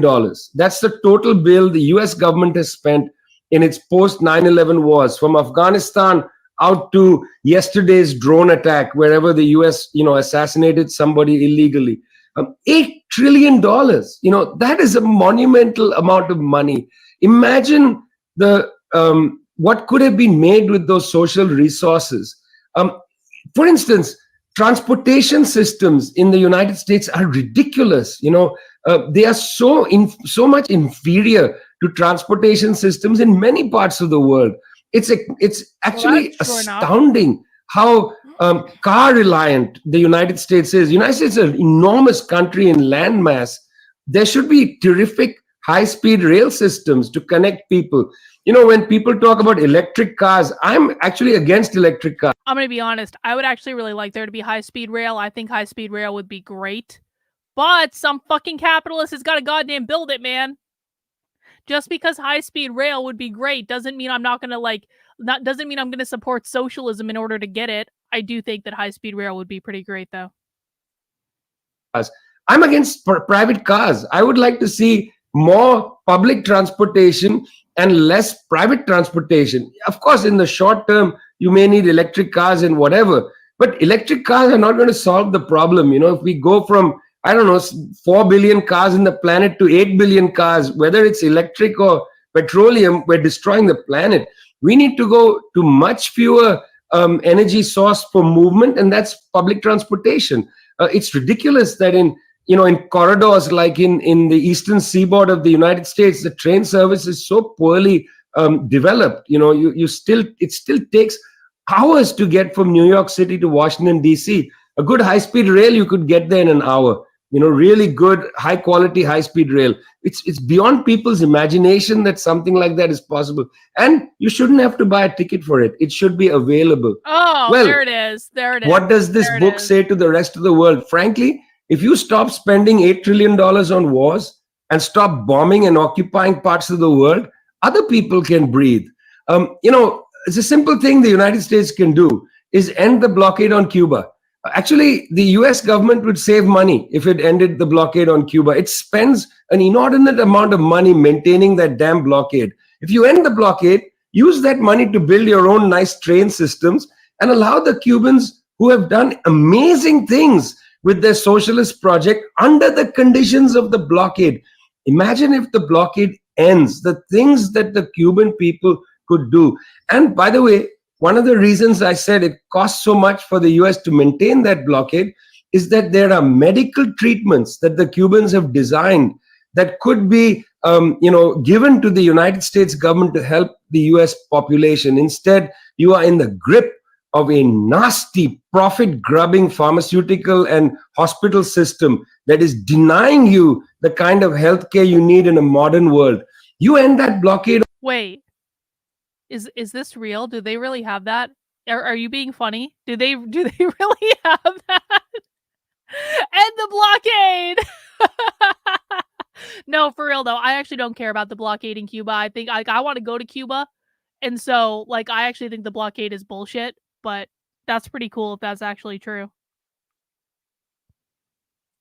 On Cuba, Cuban medicine, Cuban medical practices can come into the United States, save lives, save social wealth, and improve the general condition of people in the United States. One of the reasons fascists are so angry, in capitalist countries, in India.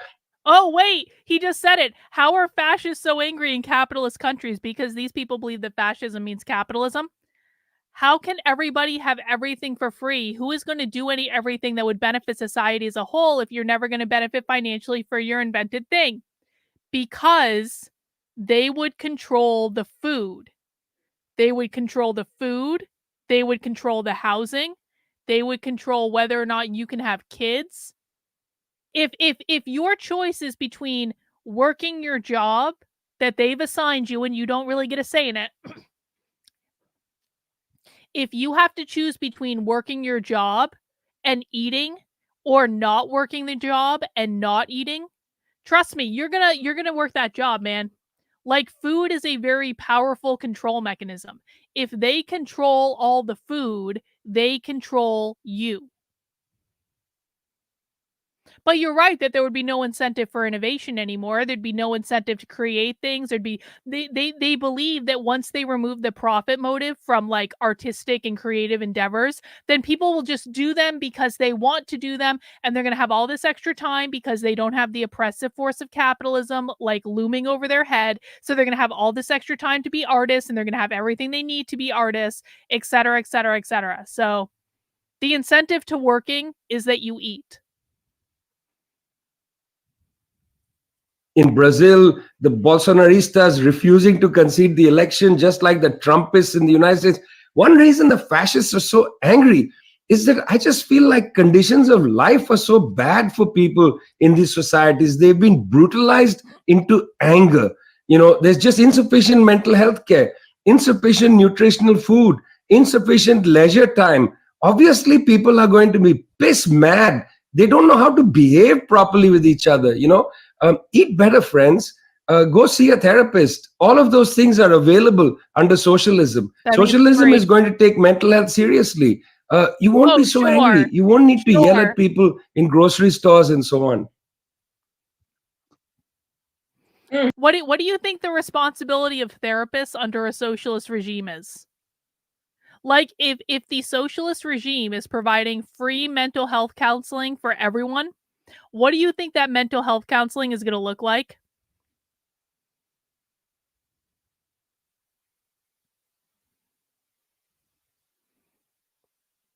Is that mental health counseling going to affirm every 12-year-old that comes to them and says, I'm trans, and then give them cross-sex hormones? Oh, you bet.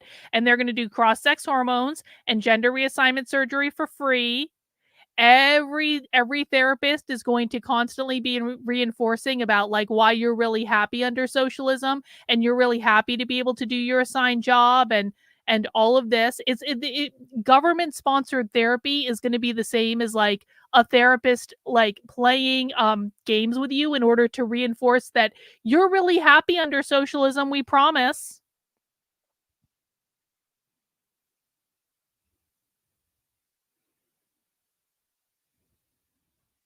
Exactly. Government-sponsored therapy is going to be re-education and indoctrination of the ruling party's dogma.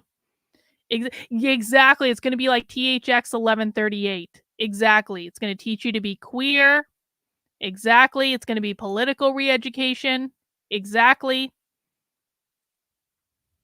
Wrong opinions equal mental illness. Exactly. The 1984 finger count. How many fingers do you see, guys? How many fingers do you see? And the therapists are going to report any dissonance to the state. Exactly. Doesn't government-sponsored mental health counseling sound great? All right, VJ, preaching over here. Oh, I got a shout out to Tweeter Trash over on Rumble. First of all, I love Tweeter Trash because Tweeter Trash only posts in all caps and is usually an uppity little shit when he's doing it. No offense, Tweeter Trash. I don't think you take offense. But Tweeter Trash just said, I bought their stupid book so I can further study what they're planning. I'm broke ass, but this is too important. Tweeter Trash over on Rumble has the right spirit. Tweeter Trash went and bought their fucking book so he can read it and report back to us. Thank you for your service, Tweeter Trash. We appreciate you. All right, this is what I'm talking about. Y'all go get this book. If you ain't got it, get it. So I want to ask, just, Vijay, you talked a lot about, care, and just moving into this next round of questions, I really want to talk about, or just really ask, and I'm going to put this first question to Ben. So where I live in South Carolina, if y'all haven't noticed by the accent, I am Southern. In South Carolina, Black people, we are like about roughly 29% of the population, but we're 53% of the people in jail and 60% of the people in prisons. And, most of these crimes are for petty drug offenses, petty thefts, different crime, these things of poverty, as well as results of other traumas, like BJ mentioned, mental health, etc. So it's easy to see why abolition has become such a more popular term within the last 1 to 2 years, right? We see what people incarcerated are going through. We see the conditions. We see how fast Black people are getting locked up. So can you, Ben, really discuss how the state will shift under socialism to really prioritize community care rather than incarceration? Thanks, Digital That's Resurrection. a great question. We have a chapter dealing with policing and prisons also in a socialist future. Hang on. Why is it not ironic that socialists are using videos to sell a book? Why isn't this? I understand why it might seem ironic to people who are new to socialism. Why are socialists allowed to engage in capitalism to sell books, hint, hint, about socialism? Why is this not ironic at all? Pop quiz for the chat. Bot says because they live under capitalism. Yup.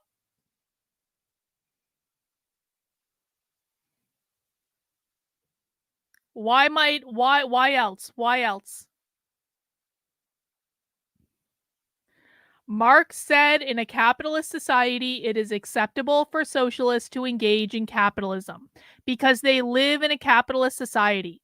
Because until the revolution, they have to participate in the capitalist world as long as they don't turn into the bourgeois. It's the society they're forced to operate in.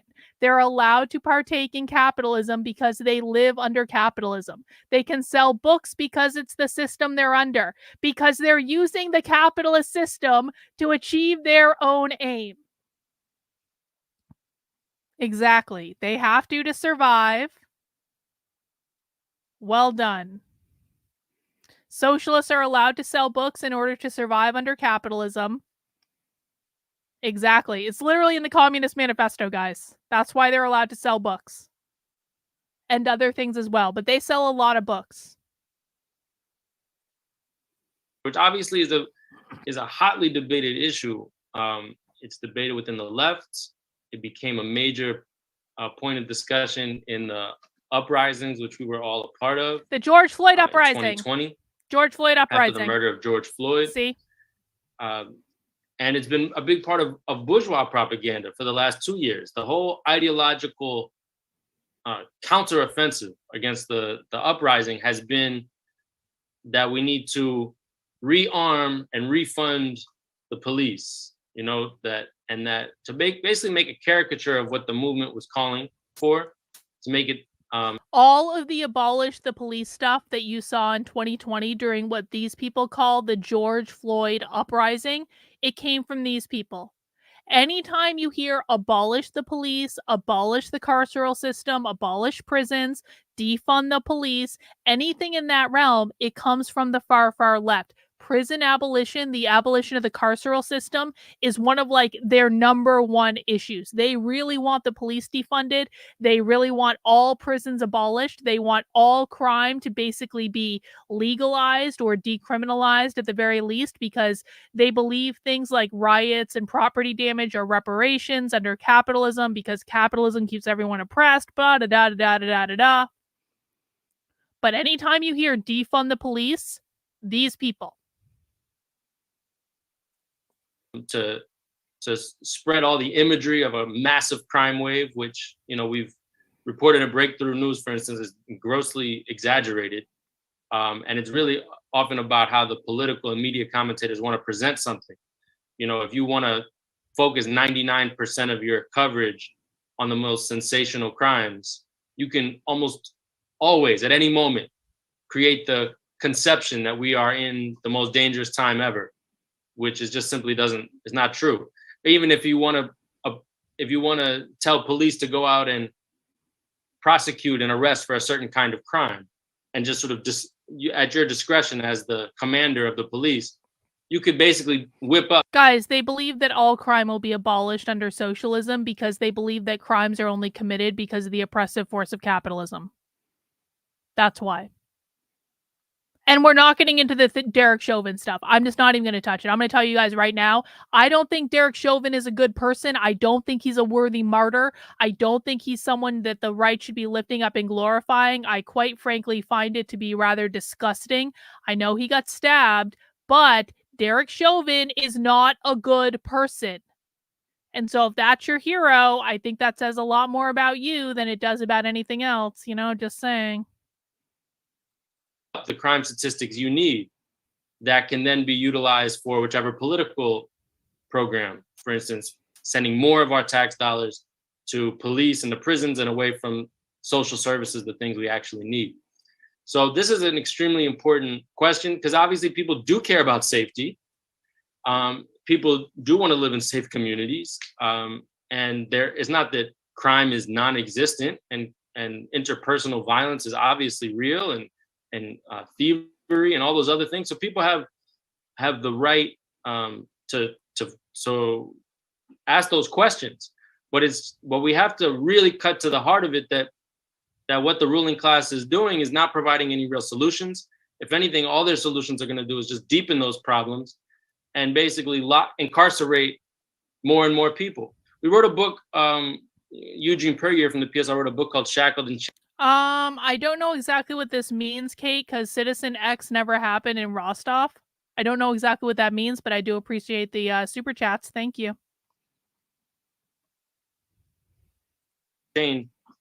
Mass incarceration in capitalist America, which talked about the evolution of this prison system.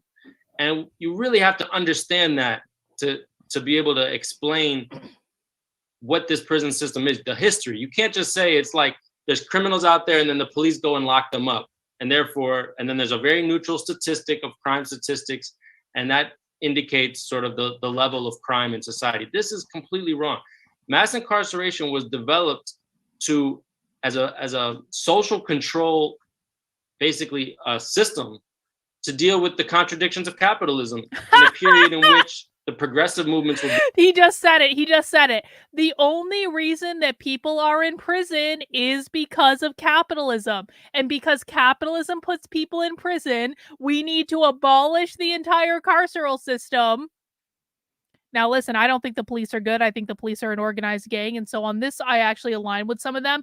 But I don't have the same reason for believing that the police are an organized gang as these people do.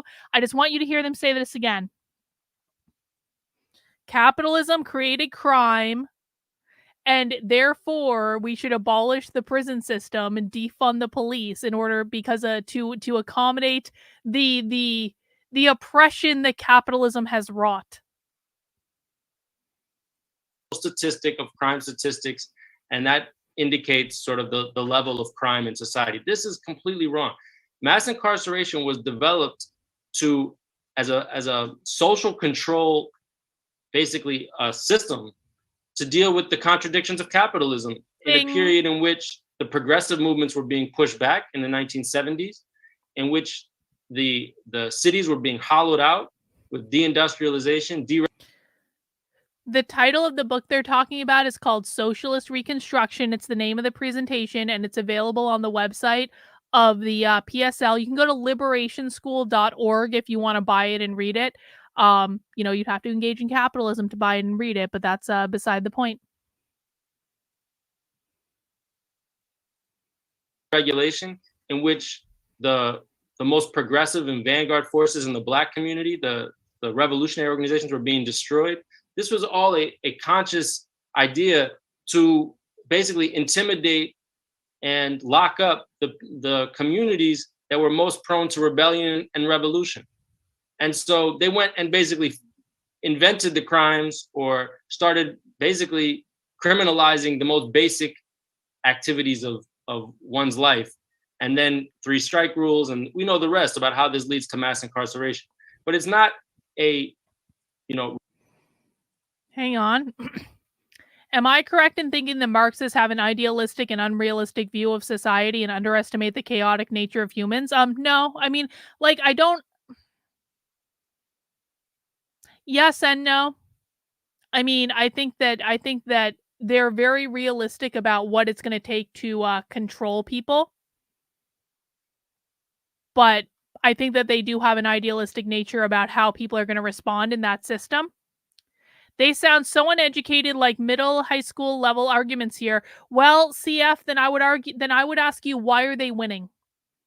If they're so uneducated, if they're so stupid, if it's so easy to debunk their arguments, if it's so easy to just poke holes in everything, why are they winning? Why are you losing to these people? Why are they winning? It seems to me that if they're winning, they're doing something right.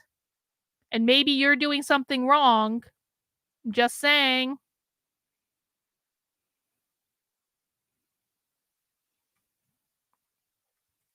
Reaction to rising crime that this system has been created. So we talk about the complete dismantling of this mass incarceration system.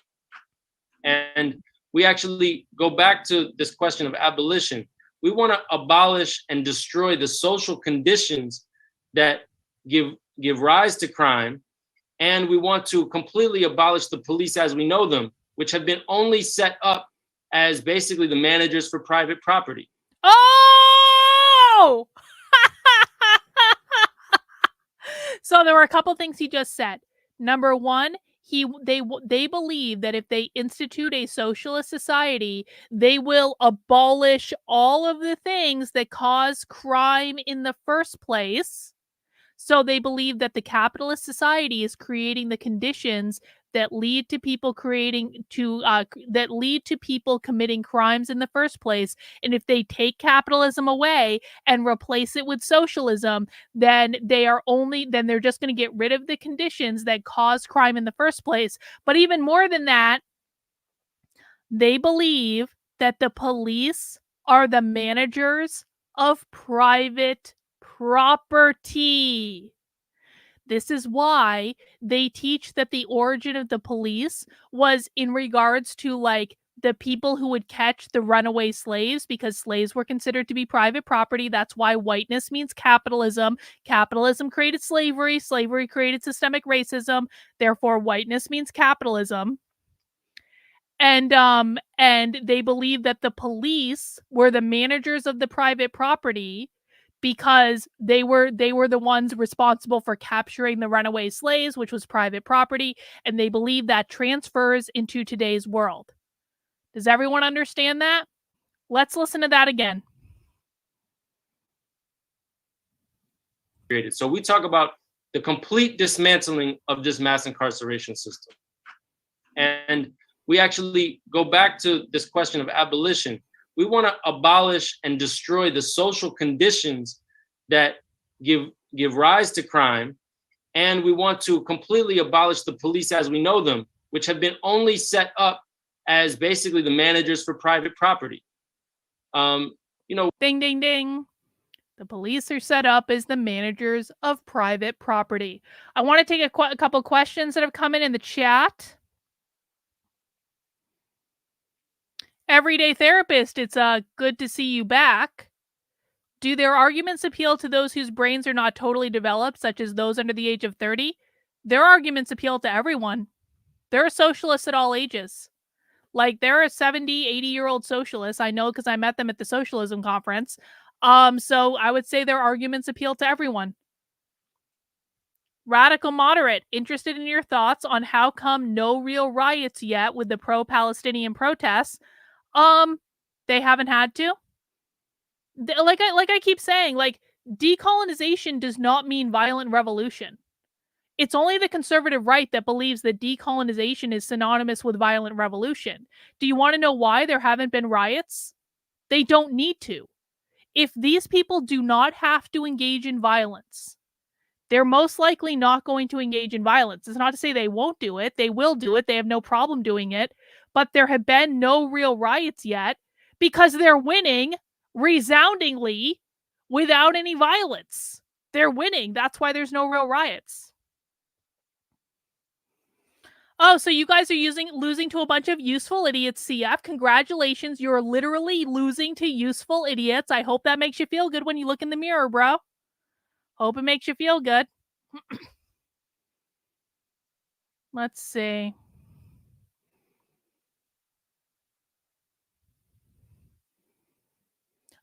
Lacey, I would recommend you go back and watch the last two Socialism Saturdays, the 6-hour Women's Socialism Conference.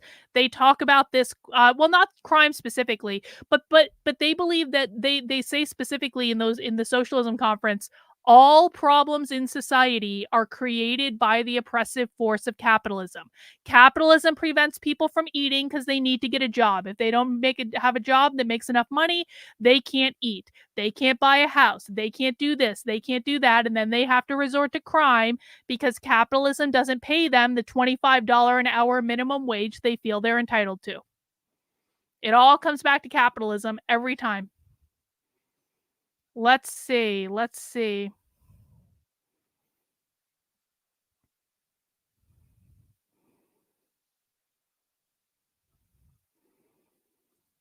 Many socialists are second-generation socialists, though not all are second-generation socialists. A lot of people are introduced to these concepts in school now, that's for sure.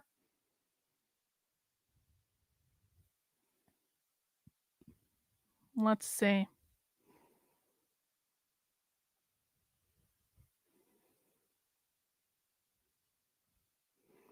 The reason I ask is because most of the people who became Marxists did so in their early 20s and stayed there as they aged. I think people are becoming Marxist a lot earlier now because it's getting introduced a lot earlier in the schools now than it was before. Really great point. They see capitalism as a crime. That's true. They see capitalism as like the ultimate crime against humanity.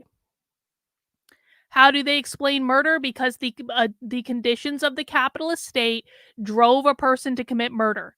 The oppressive conditions of the capitalist state drove the person to take a drastic action to commit murder. That's going to be the rationalization. All right. When you think about the quote need for police, if you go to many suburban areas in the United States, the police have a very low footprint, right? And yet people feel. Guys, I need to go to the little socialist room. I'll be right back, but I'm gonna let the stream play. Pay attention, take notes. Let me know in the chat if I missed anything. Okay. Generally safe and stable in a lot of those communities. People leave their doors unlocked in some of them and so forth. So it's not like just having more police makes you feel more safe. In fact, what those communities have generally are the better off communities.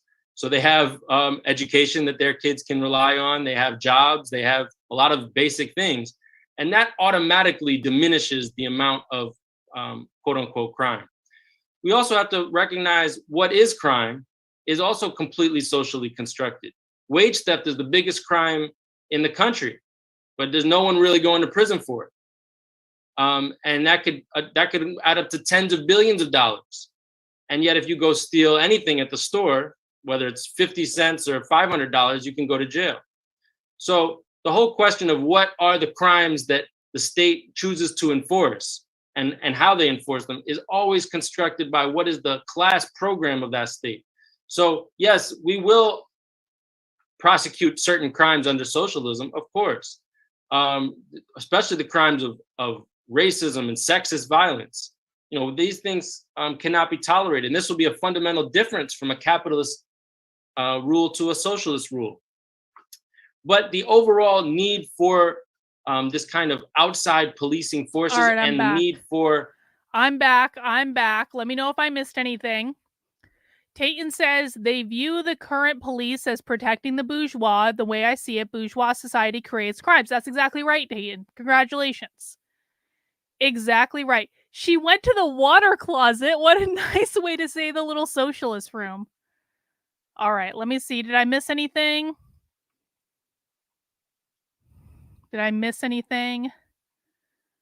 No. Listen. Socialist by my stupid family upbringing. Listen, like I said, there are a lot of second and third generation socialists. And so, listen, bro, try not to judge your family too harshly. They were doing the best they could. Hurt people. People make mistakes. If you can forgive them, make sure you do. He said racism will be a crime. Well, I have to pee fast when I'm on stream. You run your hands under the water and you're back to it. Also, my bathroom is literally right outside my office. It's right next to it. I don't have to go far. All right, let me rewind a little bit. I want to hear that racism is a crime thing. Oh, I see it. Hang on. Whether it's 50 cents or $500, you can go to jail. So the whole question of what are the crimes that the state chooses to enforce and how they enforce them is always constructed by what is the class program of that state. So yes, we will prosecute certain crimes under socialism, of course, especially the crimes of racism and sexist violence. These things. Wow. He really did just come out and say it, didn't he? The crimes of racism and sexist violence cannot be tolerated. And this will be a fundamental difference from a capitalist rule to a socialist rule. But the overall... Why would a capitalist rule allow racist and sexist violence, whereas a socialist rule would not? Pop quiz for the chat. Why would he argue that capitalism would allow for, quote unquote, because it's not real violence, hint, hint, racist and sexist violence when socialism does not? What does he mean when he said racist and sexist violence? Yup. Because gender won't exist under socialism. They want to abolish all gender. Because free speech exists in a capitalist society. Yup. Freedom is messy. Yup. But it's more fundamental than that, guys. Remember, when they say violence, they might be saying... See, our former socialist here busts in with the right answer because of the power structures. When they say violence, they don't really mean violence, do they? What they mean is disparities. They believe that systemic racism is racist violence. They believe that misogyny, the patriarchy, is gendered violence. They believe that socialism will wipe out all racism because it'll wipe out all racist disparities. They believe that socialism will solve for the patriarchy and the gender binary because it's going to eliminate gender altogether. Exactly. Remember, these people believe words are violence.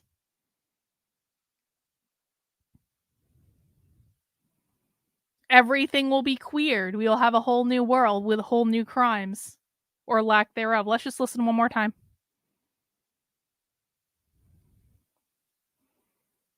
Store, whether it's 50 cents or $500, you can go to jail. So exactly. The whole question of what Equity. are the crimes Equity. that the state chooses to enforce and how they enforce them is always constructed by what is the class program of that state. So yes, we will prosecute certain crimes under socialism, of course, especially the crimes of racism and sexist violence. You know, these things cannot be tolerated. And this will be a fundamental difference from a capitalist rule to a socialist rule. But the overall need for this kind of outside policing forces and the need for mass incarceration will be. Yeah, I just want to acknowledge Gronzel over on Rumble too. Gronzel said socialism will enforce equity. That's exactly right. Exactly right. Tayton says words are violence because it could go versus party. Words are violence because it could go because it could go against the party. Exactly. Tayton. Appreciate the super chat. All inequities are the result of power and nothing else. So who's going to enforce the rules? The community, the party, the government. It's going to be a state. It's just not going to be a capitalist state. Completely diminished. When you think about it, how many crimes are the products of despair? How many crimes are the product of disempowerment, where people feel they have no power in their life, they have no future, they have no in their job, in their when they go to school, in their communities, they're being, you know, intimidated and made to feel inferior and less than. And then they take that out on someone else who's their neighbor or in their family. Many crimes like that are the products of that kind of despair and disempowerment. Then there are crimes of just poverty, that people are committing crimes to make do. I mean, the whole drug industry. He's explaining right now why capitalism creates crime. People are in despair because of capitalism. People are in poverty because of capitalism. People are oppressed because of capitalism. Systemic racism has created all these inequities that are caused by capitalism because capitalism created slavery. Slavery created systemic racism. And that's the reason why we have crime in our society today. He's literally explaining why capitalism creates crime. Is basically because, not because people have a great love for doing what they're doing, but because you can actually make way more than you can working in a fast food joint. And so from an economic standpoint, there's a buyer and there's a way to make money, so people are going to do it. But if all these jobs actually paid $30 an hour, and if you had the ability to go to school for free and your transportation was free, as VJ was saying, and you could zip onto high-speed rail in an hour and get to another city and get a change of pace in your life. If all these things were available, think about how much that would relieve in terms of those sorts of crimes. There is, of course, the need for a state also from the standpoint of counter-revolution, because we do know that in any revolution, it's not like the old ruling class just sort of walks away and says, okay, guys, good idea. We're going to give up all our power and wealth. There's often very significant struggles to retake their lost power and their lost property, to reimpose the system of injustice and exploitation back on the working class, where the 1% can, or the 0.001% can employ another 1 or 2% of the population to basically wage war on the revolution. This book doesn't really deal with that kind of question in detail. The book actually really starts with the period of peace, assuming that we've overcome the period of revolution and counter-revolution, but where we have a period of stability. Of course, there will be vestiges of that. The white supremacist groups that currently are in the United States and have always been here since its founding are not just going to go away. You know, they'll go underground, they'll do this, they'll do that. So we have to have vigilance at all times. Doesn't mean necessarily you need a specially isolated group, but the whole community being empowered. And that's where I'll end my comment here. Vijay spoke about common sense solutions. One of the most important common sense solutions that communities have come up with respect to the scourge of violence in the communities is having violence interruption. This is just one example. Violence interruption, where people who kind of come from the same life, who understand where this violence is coming from, by them being basically community leaders and not just seeing as ex-felons and ex-prisoner, but the people who can actually have an influence on young people, giving them the resources, and they already have the stature, a lot of them in the neighborhood, to be able to intervene at a moment of a crime, before a crime exists, when they can hear it developing, when they can see it coming. This actually has prevented far more murders and serious violent crimes than the police do, who basically stop no crimes, really, and solve very few also. So, you know, that's another reason they want to abolish the police. The police stop no crimes. So why do we even need, they solve very few crimes. So why are we even paying these people when they're not doing their job anyway? And they're just the managers of private property. Imagine if you had a state project to really empower this group of people with huge amounts of resources and organization from the ground up, where the whole neighborhood was behind it. You would feel so much social pressure, and you would feel, you would actually change how you react to others in your neighborhood if your neighborhood were not an occupied zone by foreign police, which are functioning like a military, but you had neighborhood power, and you felt like this was our neighborhood, and you really had made decisions based on political power about what's going to happen in your neighborhood, where there's not development and gentrification that displaces you, where you feel pride in your place. You know, I think all of these things will significantly change the dynamics of quote unquote crime, and will empower communities and the working class itself through its mass organizations to really stop problems before they start. Of course, there will still be problems, and no state can really say we will never confine people at all. We will never remove people at all from the rest of society. There, of course, in a lengthy transition period into socialism, where people still have the habits and the culture of capitalism, we can't say that, you know, that's it. There's just no one will ever be locked up for anything. I think that this is actually kind of a utopian caricature of what. Again, when I answer questions already, I don't like when people keep asking the questions. What makes them think the community would just participate in anything, considering they're under totalitarian rule? Well, you answered your own question there. They're under totalitarian rule. If they don't participate, they don't eat. They control all the food. They control the energy. They control the housing. They control everything. If you don't participate in their society, you don't eat, you don't get heat in the winter, you can't go anywhere, you don't have any place to live. That's why. They control everything.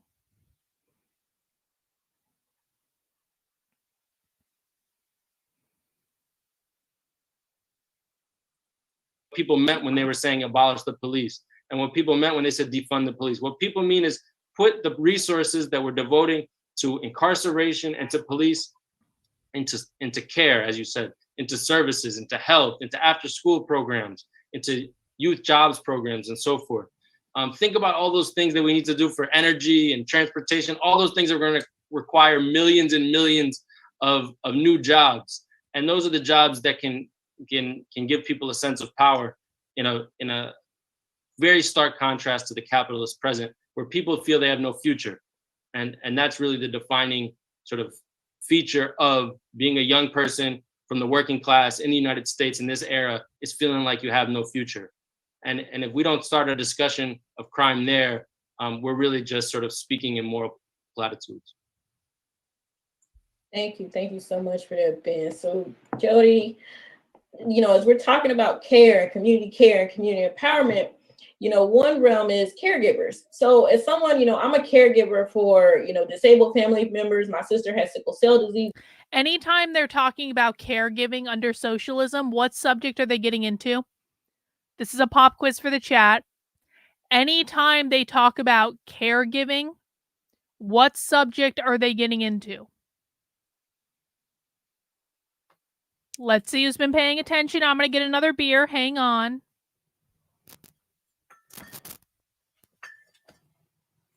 If you're drinking something fun, let us know in the chat.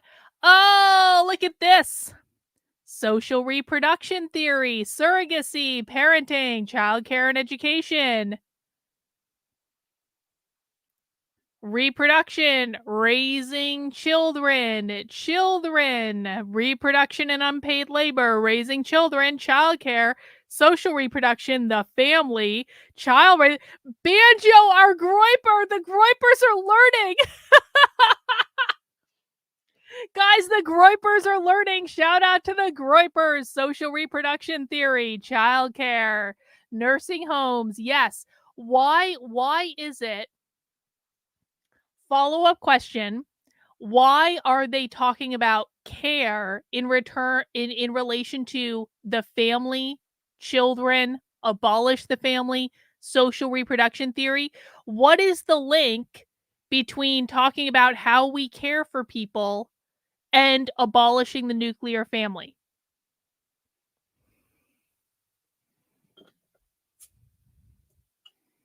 What is the link?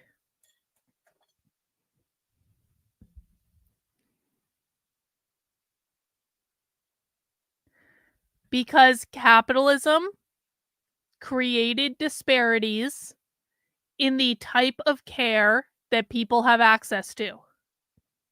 So people with a lot of money have access to the best doctors, the best nursing homes, the best daycare, the best nannies, etc., etc., etc. People without money don't have access to the same things. Capitalism created disparities in terms of the type of care that people have access to. So when we abolish capitalism, we will bring equity to caregiving, in which everyone has access to universal health care, everyone has access to universal daycare, everyone has access to universal public education. Everyone has the state will literally pay for the raising of the children. The state will literally pay for the caring of the elderly. And everyone is going to have access to exactly the same resources, because that's what socialism is. Do we think those resources are going to be good? Do we think that government healthcare, universal healthcare, is going to be good? Do we think that government childcare is going to be good? Do we think that government education is going to be good? Does anyone think those are going to be high quality forms of care? But everyone's going to have access to it. Everyone's going to have access to the same care. Do we think that's going to be an ideal scenario? No, we don't.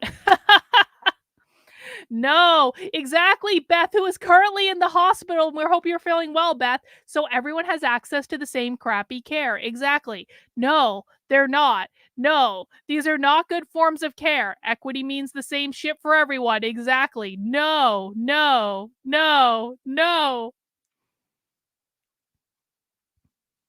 it just ushers in the bribery. Exactly. Well done. The devastating disease, as well as a child, it's become really, really obvious and prevalent that reproductive labor is not only uncompensated, and unrecognized as vital work to make the society run, but reproductive. I could not have set that up any better. Reproductive labor is not compensated and is unrecognized vital work to making society run. What does reproductive labor means? I'll answer. Reproductive labor means having kids, raising kids. Reproductive labor being uncompensated means that they're pissed off that the state, the government, is not paying for people to have and raise kids. Why? Because reproductive labor is unrecognized vital work to make society run. Why is that? Because reproductive labor or having kids holds up capitalism, because when you're having kids, you are creating the future generation of capitalist worker. Let's listen again, just for fun. Disease, a devastating disease, as well as a child, it's become really, really obvious and prevalent that reproductive labor is not only uncompensated and unrecognized as vital work to make the society run, but it's also caregiving is individualized. So can you talk a little bit about the different ways in which a socialist society caregivers will be more supported? Yeah, thanks so much, Kim. First, I'll just start with the kind of bottom line. And the bottom line is that in our vision of socialist reconstruction, everyone will have free health care, inclusive of mental and emotional care, as Vijay mentioned. There will be cradle to grave education, low to no cost housing and transportation, and an ample supply of healthy food. So okay. So she just laid it out. Under socialism, you're going to have completely free healthcare from the time you're born until the time you die. You're going to have completely free education from the time you're born until the time you die. You're going to have completely free housing from the time you're born until the time you die. You're going to have completely free food from the time you're born until the time you die. What does that mean? If socialists are supplying completely free healthcare, completely free education, completely free housing, and completely free food from cradle to the grave for everyone, what does that mean? Cradle to grave education, in case you start thinking wrong. Exactly. It means starvation. It means they control every aspect of your life. It's equity. Everyone has access to the same resources. It means there is no incentive to innovate or achieve anything. It means it's shit and none of it'll be good. It means they own you. They own you. You get the free things in exchange for eternal total devotion to the state. It means you live in North Korea. Congratulations. They want to make the United States North Korea. What could possibly go wrong? Who decides? Because we now have rationing. It means no one is special. It also means no one is exceptional. It means you are the property of the government. It means you sit in the pod and you eat the bugs and you don't complain. Education if the government thinks you need it. Education is completely controlled and censored. Everyone gets a stick hut and bread and their book to indoctrinate. Well, some people get better living accommodations and food than others, obviously. We would all be children of the state. Nothing would be free. Everything has a cost. You are a slave. Exactly.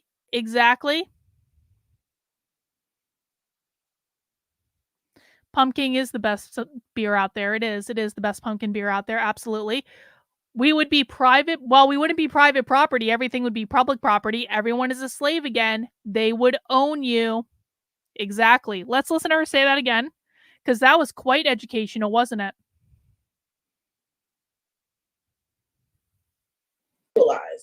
The society run. Hang on, I have a Rumble rant from Gronzel over on Rumble. Great find on this video, Carlin. This one is like they're reading straight from the Socialism Manual. They are reading from the Socialism Manual because they literally wrote a book called Socialist Reconstruction that is the Socialism Manual. Thank you, Gronzel. I do appreciate it. But it's also caregiving is individualized. So can you talk a little bit about the different ways in which a socialist society caregivers will be more supported? Yeah, thanks so much, Kim. First, I'll just start with the kind of bottom line. And the bottom line is that in our vision of socialist reconstruction, everyone will have free health care, inclusive of mental and emotional care, as Vijay mentioned. There will be cradle to grave education, low to no cost housing and transportation, and an ample supply of healthy food. So everyone's material needs will be met. This provides caregivers with a kind of fundamental material level of support, something that is missing today and especially burdens people who are caring for sick or disabled loved ones. Like, many people today are worrying about like negotiating with insurance companies, or with the high cost of drugs, or with trying to find someone help with caring for a family member, right? And then trying to get reimbursed for that expense. And then all these different layers of ridiculous kinds of paperwork and compensation. That's absurd, and it's cruel. And so by making sure that this basic material level is support is like the bottom line, that alleviates some kinds of stresses that people who are caring for sick and disabled loved ones have. So that's the basic level. Now I want to talk there, because you mentioned that how capitalism conceives or misconceives or treats reproductive labor, and I want to talk a little bit more about that. Let's because do it. As you know, Let's do capitalism really naturalizes it, which means capitalism assumes that the labor of care just happens, that it's natural, that somehow families just naturally care for their kids, or that women just naturally will care for children, or that it's just that it doesn't even need to. Why does capitalism assume that women will just naturally care for their children? I'll answer: because capitalism created the gender binary, which will put women in the home to do the oppressive, unpaid labor of birthing and raising the family, which creates the future generation of socialist workers that are oppressed, not of socialist workers, excuse me, which creates the future generation of workers who are oppressed under capitalism, and that's why they need socialism to come and save them. Be thought about or compensated or addressed. It's just ignored. And this is clearly a myth. We know that. And we can recognize how it's a myth by thinking about a little bit about the history of capitalism. So prior to capitalist industrialization, and even for quite a while afterwards, particularly in areas and countries that weren't industrialized but were themselves treated as resources for capital, but prior to industrialization, most necessary labor, as in labor that meets basic needs, most necessary labor was done at home. It was done domestically. People grew the food that they needed. They made clothes and candles and soap and furniture and other basics. Right? These weren't things like clothes and soap and furniture and candles. They weren't mass-produced commodities made by factory workers. They were products of household labor, and often labor that was socialized within the larger community, right? As the whole community participates in various kinds of work and shared responsibilities. So this is prior to capitalist industrialization. With the rise of industry, though, we've got a strong division between domestic labor and wage labor.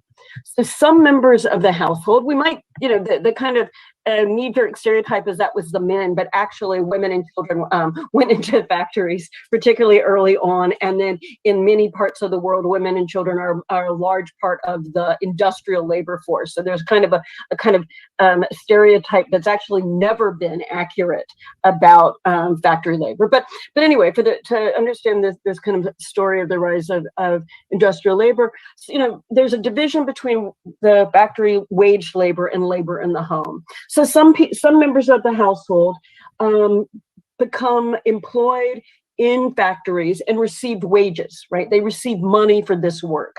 And then it also happens to be the case that a lot of the items that were made at home now start to be made in factories, like clothes and candles and canned goods and furniture, right? So the result then is a devaluing of domestic labor. Domestic labor is seen as... When I say capitalism created the gender binary, which put women in the home doing oppressive gendered labor, that's what she's talking about. When she says the devaluation of labor, she means the unpaid work that women... They don't acknowledge that men do this. They think that women do all the work of the childbearing and the child rearing and stuff like that. So when she says the devaluation of domestic labor, what she means is women being mothers. That's what she means. Because they very literally want the state to pay for the birthing and the raising of the children.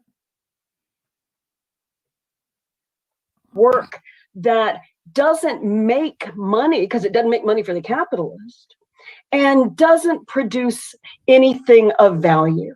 It's just work that's done out of love or natural duty, and basically becomes sort of substantially disrespected and devalued.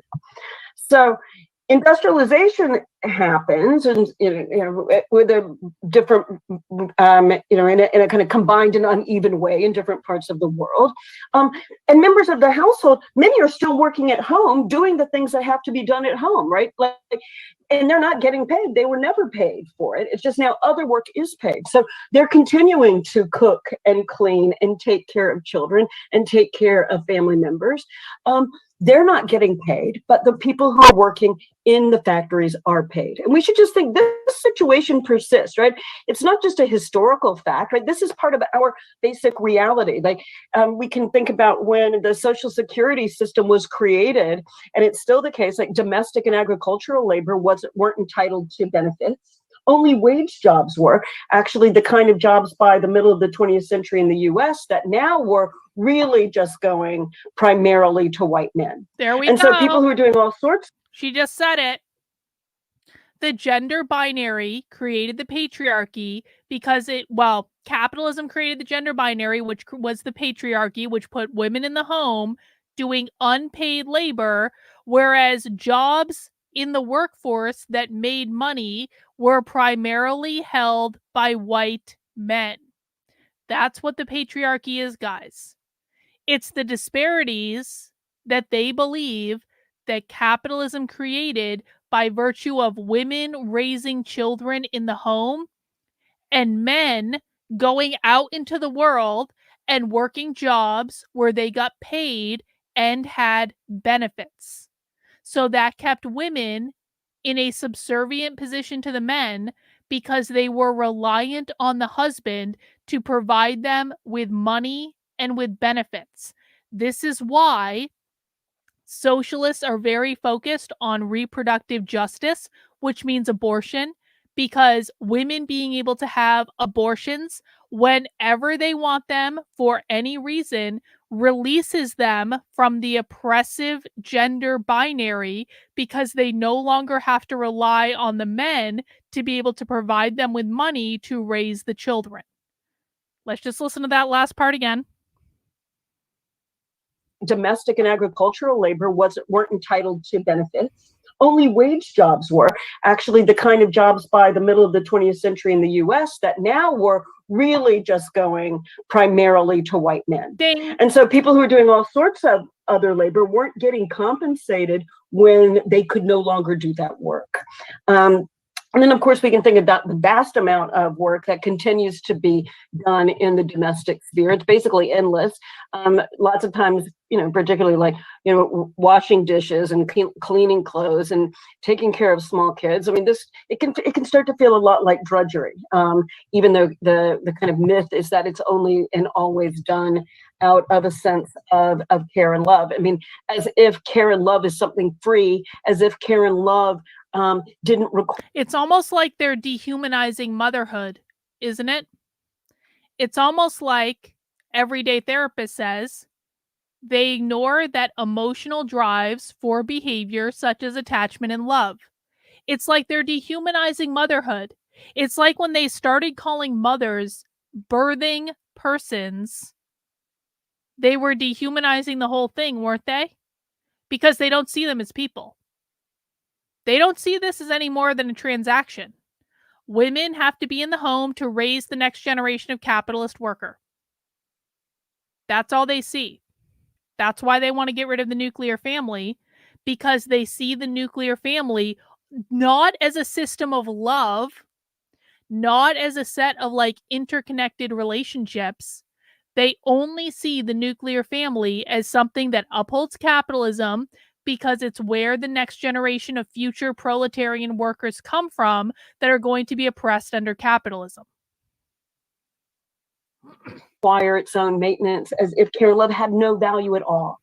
So capitalism then depends on productive labor, right? Making things that we need to survive.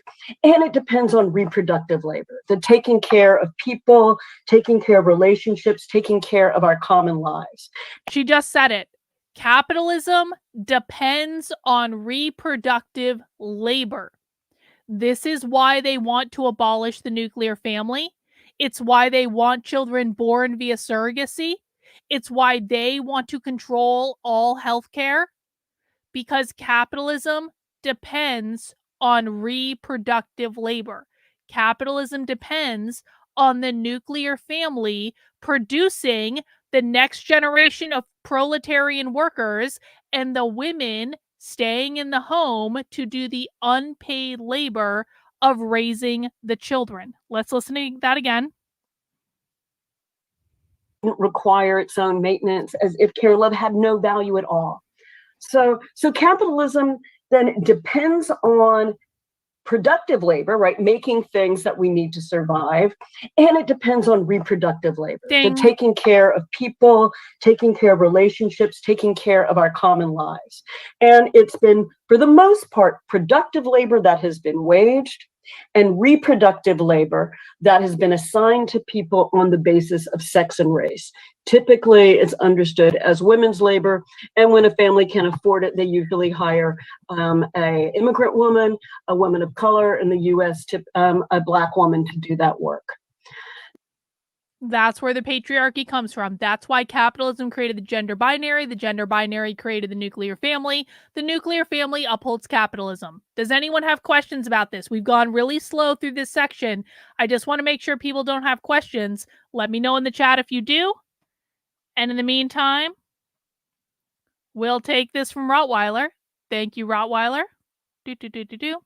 They don't care about loving bonds because to them, every relationship is transactional as a result of their perceived power dynamic of the oppressor versus the oppressed. The family is a power structure. That is exactly right, Rottweiler. Thank you for the super chat.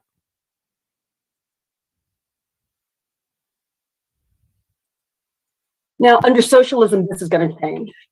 We're not going to use the capitalist division of labor to organize work. Really? We're not going to divide labor between owners and workers, town and country, domestic and waged. Instead, we'll recognize that everyone works and that this work contributes to our capacity to reach larger social aims. And we do this with planning, right? With collectively discussing our values, priorities, goals, and our needs.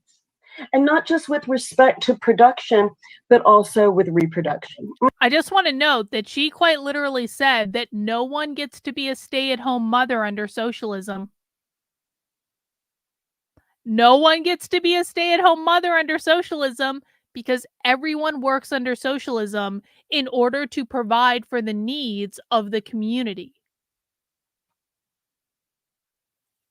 And give some examples. So we can think of, and this isn't like a blueprint, like nothing can change. It's right now, this part's like a thought experiment. But we can think about, if when as an approach to planning, our work as generally following into like 3 baskets of categories.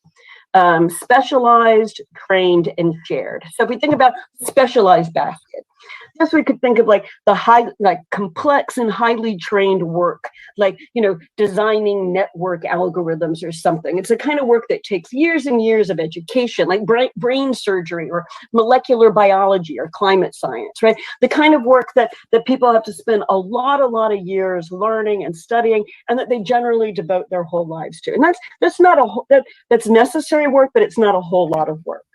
Then we can think of another basket, like trained work.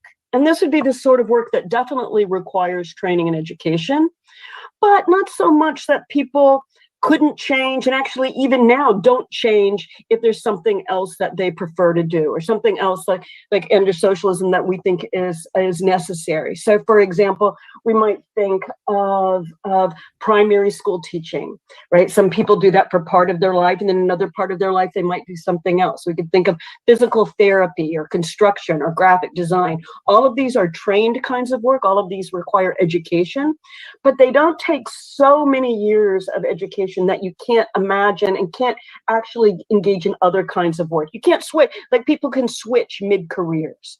So that's the second basket. And then the third basket we can think of as shared work. And this third category is the kind of work that almost every one of us, virtually everybody has to do at some point in our lives. And that would be cooking, cleaning, laundry, taking care of people and animals and others in our households, right? Everyone does this, right? Or it's not just the case that this is somehow women's work.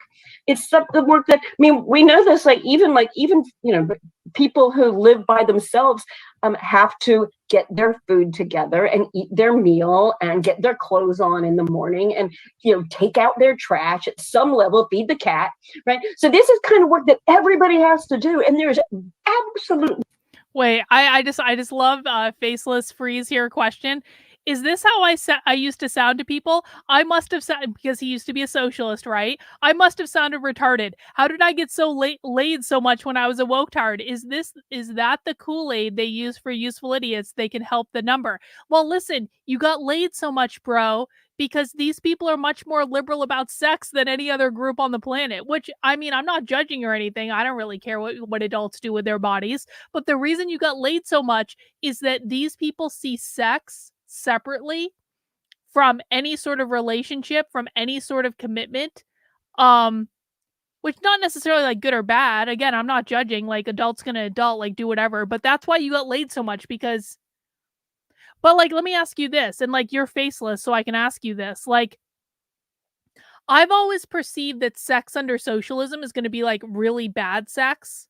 Like they seem to suck all of the like fun, like intense energy and passion out of sex. It's like almost like transactional. Was it good sex that you were getting when you were sleeping with socialists? Was it bad sex? Let us know. Honestly, you're faceless. You can say these things. Just be honest.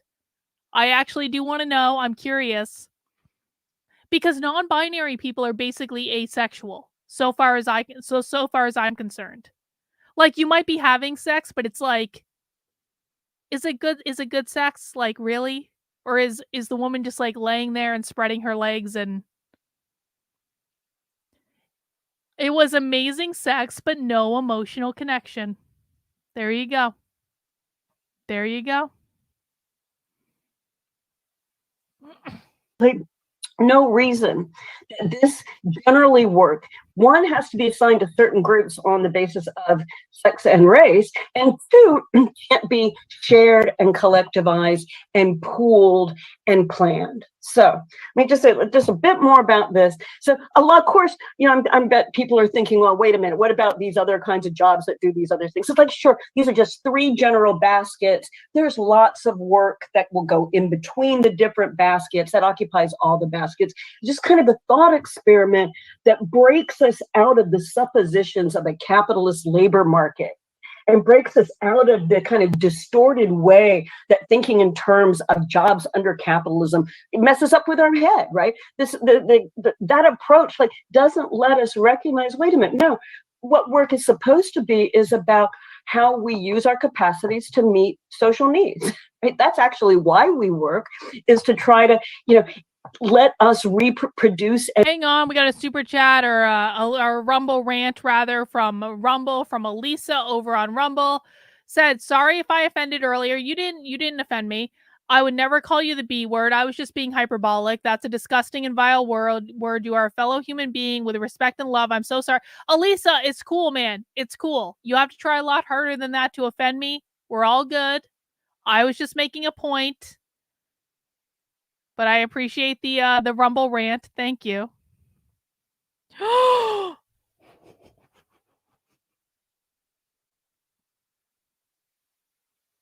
Brooklyn, I might have to make this t-shirt. I might have to. I've made so many t-shirts in the past couple of days. Oh no. I might have to do that. We'll see. All right, let's keep going. And reproduce our common lives together. So we can think about that with these 3 different baskets of kinds of work, right? Specialized, trained, and shared.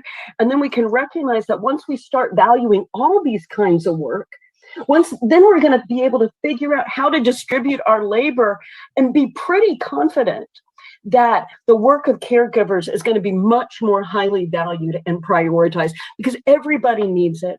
It's something that everybody does in some parts of our lives. And so it has to be respected and socialized rather than having caregivers feeling isolated, diminished, and ignored. So I've got to say, I'm excited for socialism. I think socialism is going to let us do things together that capitalism tries to make us do all by ourselves. No, thank you so much for that, Jody, and just uplifting. Who's excited all for those socialism? Are you all excited for points. socialism? Okay, so VJ, I know, historically, the United States has sided with those who advance capitalist and imperialist interests globally. Like the Israeli state in its occupation of Palestine, the self-proclaimed president of Venezuela, Juan Guaido.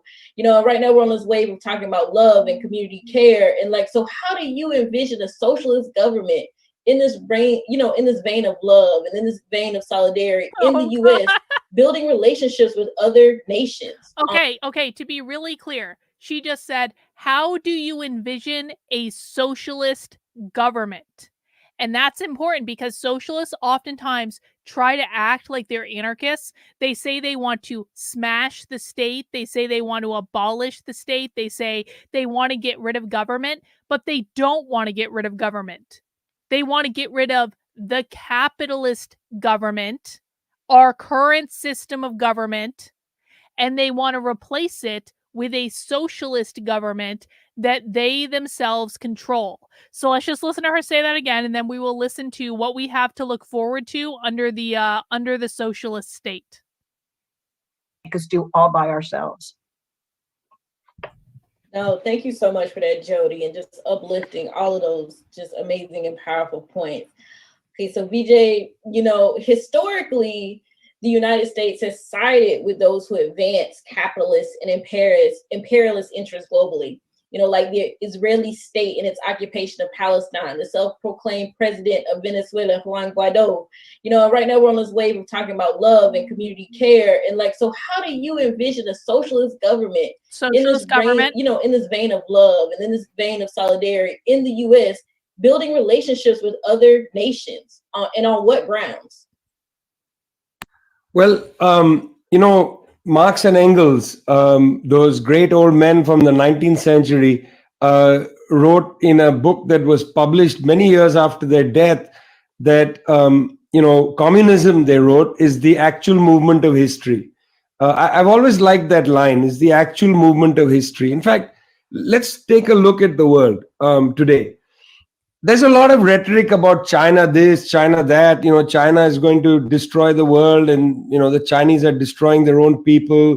We don't need to get into all that. Yesterday, at the Chinese Foreign Ministry, the spokesperson made a very interesting comment. He said, China is not interested in world domination. We're not interested in hegemony. We're not interested in being, a pole. We're basically interested in living on the planet Earth. I suppose, in a way, Kim, just going along with that idea that these are common sense proposals, I suppose one should go and read this chapter on ending imperialist wars, which is toward the end of the book, chapter 10. You should read this chapter because it's a pretty straightforward thing. Just imagine you have a government in the United States. Hopefully, this socialist government will dismantle the White House. We don't want a socialist government in something called the White House in the United States. Look at her grin in the upper left. Hopefully the socialist government will dismantle the White House because whiteness means capitalism. And the current government in the United States is the capitalist government because the president lives in the White House.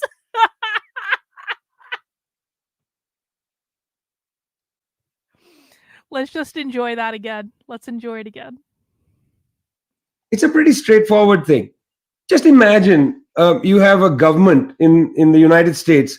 Hopefully, this socialist government will dismantle the White House. We don't want a socialist government in something called the White House in the United States. I mean, the racist old White House needs to be made into something else, perhaps a community center for people who, a drop-in center for people who are trying to get out of problems with drugs and so on. That's a pretty good building for that. The Oval Office is a kind of romper room where you put mats on the ground and people can just sort of lie around. That seems to be what US presidents do anyway. You got to put the mats so people can like lie around and hang out, because lying around and hanging out and doing nothing is the very opposite of capitalism, which demands people are productive at all times. And don't be fooled when he said racist old White House, because these people believe that racism was created by capitalism, and therefore anyone who participates in the capitalist system is racist.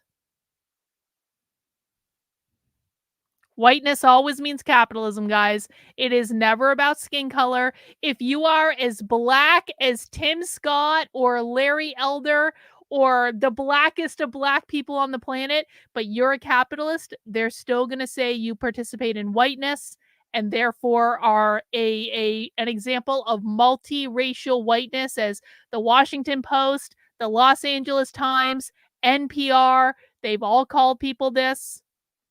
It's not about skin color at all. It's about whether or not you participate in capitalism and uphold capitalism and support capitalism, etc., etc., etc.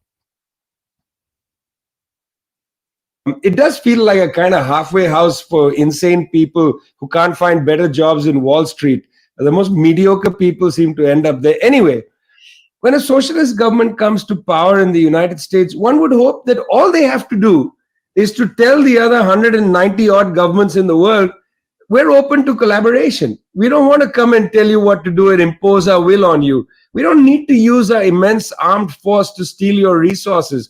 We want to collaborate. There's a pandemic, let's collaborate.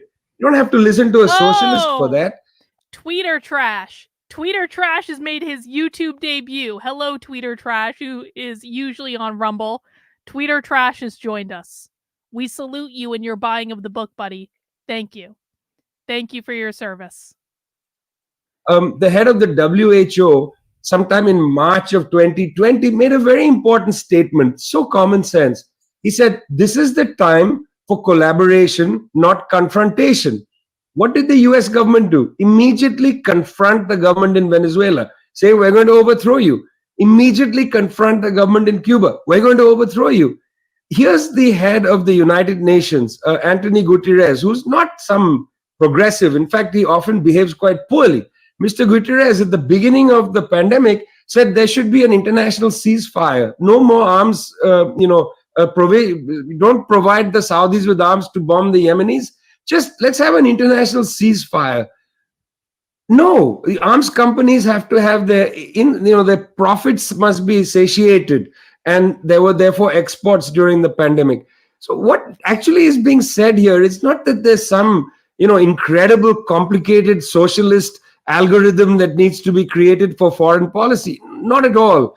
All you need is a foreign ministry with a foreign minister or a group of ministers, a collective of foreign ministers, I expect, to be out there telling people, we're not going to bomb you. We're going to negotiate with you. It's okay to have a talk with us. Tell us what you actually feel. We'd like to hear your, worries and concerns, and then we'll put our worries and concerns forward, and then we'll find a way to deal with each other. That's called diplomacy, by the way. It's quite a simple thing. It's what two reasonable people do when they meet for coffee. One person doesn't show up at the coffee and say, you're an idiot. I don't agree with you. You got to listen to me. That's how the US government behaves and has behaved for 200 years, because next year is the 200th anniversary of the global Monroe Doctrine. So I would imagine if people read chapter 10 here, it's pretty straightforward. Cut back on your arms spending. Don't waste your money on that. And actually take diplomacy seriously. Let me tell you an interesting thing I discovered, Kim, when I was reading the WikiLeaks cables, particularly from Egypt and Yemen and so on. What I found so bizarre, and very little remarked upon, is that these highly skilled US ambassadors would be sent to Pakistan and in Egypt. In both cases, senior women from the diplomatic corps in Pakistan and in Egypt. These are the women who were ambassadors while the WikiLeaks cable thing was going on. Well, they write in their cables back to Washington saying that, we continuously get sidelined by the generals. The generals show up in Cairo, the generals show up in Islamabad, and they do diplomacy. Apologies to Lisa over on Rumble. I didn't see your Rumble rant. Maybe they could call it the Brown House because of all the poopy this is going to produce. Well, maybe they would. Thank you, Lisa. I appreciate it. These two senior women are basically not taken seriously. Well, a socialist government is not going to send the generals to other countries to make foreign relations. You're going to do it through the civilians. People don't know this, but the United States civilian diplomatic structure is subordinated to the military structure. Antony Blinken works alongside Lloyd Austin. Lloyd Austin, who was a sitting general, doesn't actually subordinate himself to the kind of civilian wing of foreign policy. It's the other way around. Well, the socialists would turn that around. I just want to make one more point, by the way, about something Jody was saying earlier. This is a great book, guys. Highly congratulate you. Everybody should read it. But this book ends in a way where the next stage of socialism begins. And I want to put this directly to people. Socialism is not about work. Socialism is about leisure. Socialism is about everything that happens after we've figured out how to make life reproduce itself one way or the other. There's a terrific comment that comes in an early chapter where it says a teacher works for 20 hours and for part of the remainder of the time does community work, gathers together with other members of his or her neighborhood to maybe work in a drop-in shelter for kids, who are bored and want to come and play or whatever, play chess with them. It's a kind of volunteer work. But then there's also time for you to get involved in politics. There's time for you to go home, relax, talk to your kids. You see, what's happened in what capitalism does is capitalism does something interestingly contradictory.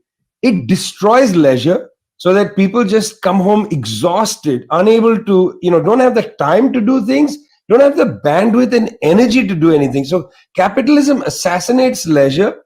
And capitalism assassinates leisure because capitalism is only focused on oppressing the workers to work unreasonable hours and work harder than they need to in order to create profit for the bourgeois. And because the only job of the worker under capitalism is to be oppressed, to work at long hours and work a difficult job in order to create that profit for the bourgeois, then capitalism destroys leisure, because by the time that the oppressed proletarian worker gets home at the end of the day, they're exhausted and they don't have any energy left. And so they have no more leisure time. But under socialism, where they eliminate the profit motive, people are going to have to work less hard. The work is going to be easier. You're going to have much more time to yourself. You can be autists, not autists, autists. Because socialism is so much better because it doesn't oppress you with the profit margin constantly hanging over your head. And no one will be oppressed by this force designed to only enrich a few people by producing profit for the bourgeois. Involved in politics, there's time for you to go home, relax, talk to your kids. You see, what's happened in what capitalism does is capitalism does something interestingly contradictory. It destroys leisure so that people just come home exhausted, unable to, don't have the time to do things, don't have the bandwidth and energy to do anything. So capitalism assassinates leisure, and then it provides for you, this is the contradiction, a way for you to absorb leisure passively. Get into your couch, lie in bed, pick up your iPad or your device and watch a Netflix series by yourself. This is reality that's beginning to look like the film Wall-E. In fact, this is not leisure. Leisure is where you do things with other people. This is a kind of surrender from society. So capitalism both destroys leisure. Socialism depends on maintaining the collective. And so they need you to want to do things with other people, because if you're just doing things by yourself, you are an individualist that are doing things that are fun for you. But if you're constantly doing things with other people, then you're part of the collective. It assassinates leisure, and then it provides you this thing which in one way or the other looks like leisure, which is, you know what, guys, don't bother me now. I'm going to watch my Netflix serial, a form of a narcotic, a kind of cultural narcotic. It's no longer social kind of leisure. And I think what this book suggests to us is the next chapter is going to be on what socialist life is going to be like, which is large sections of time to spend with your family, your community, your friends, people you love, people you may not love, that is to say, doing politics. That's what most of your life should be spent on. Right now, people who work wait for their retirement to start to live. I think what socialism says is you have to live while you're alive, not suspend living to the period after retirement. That is a ridiculous way to understand human life. Today, hundreds of millions, billions of people who are employed in one way or the other have... People are noting that he said the family. He doesn't mean family in the way you think about it. He means it as the queered family. They're not. It doesn't mean the same nuclear family based on biological kinship that you think of now. It means the queered family, which is basically like, you know what it's like? It's like Charles Manson's The Family. It's the commune. It's all of the people that are in the queered polyamorous relationships. It's the commune family. It's the chosen family. It's the comrades. Exactly. I know why that tripped people up. I get it. I heard it too. I was like, eh. But when they say family, they mean something fundamentally different. They mean your comrades. The queered family is your communal, non-binary family of choice. Exactly. The new and improved family that is not based on biological kinship. Yeah, the fucking hippie shit. Exactly. Suspended life, saying, I dream of a time when I can retire and then I will have a social life. That is just ridiculous. That is ridiculous. This plan is a full frontal attack at that assassination of leisure. Thank you, BJ. Thank you. You keep taking me to church tonight, BJ. I can't handle it. It's not even Sunday. Anyone else feel like that's because under socialism, Kim, every day will be Sunday. There we go. That's what I'm talking about. I'm trying to have Sabbath every day of the week. Wow. So thank y'all so much. And just right now, BJ, I'm about to put you to work because you're doing such a great job anyway. Just in the spirit of collectivity and solidarity, I'm gonna give you a job. Just give me your work. In the spirit of collectivity and solidarity. Solidarity means you're in solidarity with your comrades, the members of the party, the collective, the Borg. With political organizations just all over the world, and your work as a journalist, I really want to invite you to ask the contributors questions. Just ask Jody and Ben some questions. Well, guys, like I read this book. I read it on the plane, actually, leaving the great historical victory of Lula winning the election, and thinking, what will Lula be able to accomplish in the next period in that country? One of the issues, and I don't mean to say that a book like this shouldn't be there. It should be read by everybody. One of the things I think I'd like the two of you to reflect on, because you were part of the team that produced the book, is having imagined the future, which is really hard enough to do. What are some of the immediate obstacles to building towards that future? In other words, what's the program to get there? Want to go, Ben, or do you want me to? Sure, go ahead. Okay. So mean, I think that the program for getting there is actually, is building the party, building organization, and changing consciousness. That's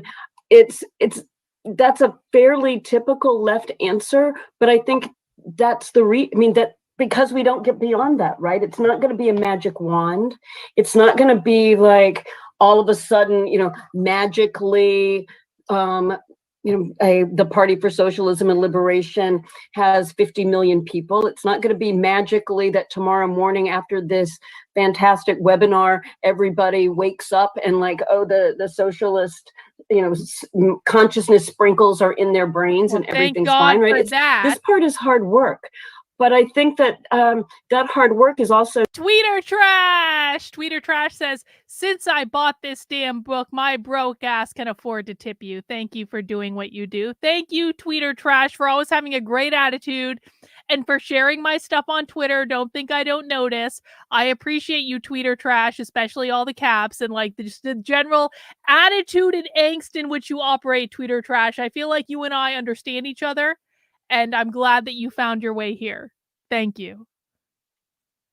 The inspiring, fulfilling, meaningful, important work of being involved in politics, and actually that's the actuality of communism you were mentioning earlier, VJ.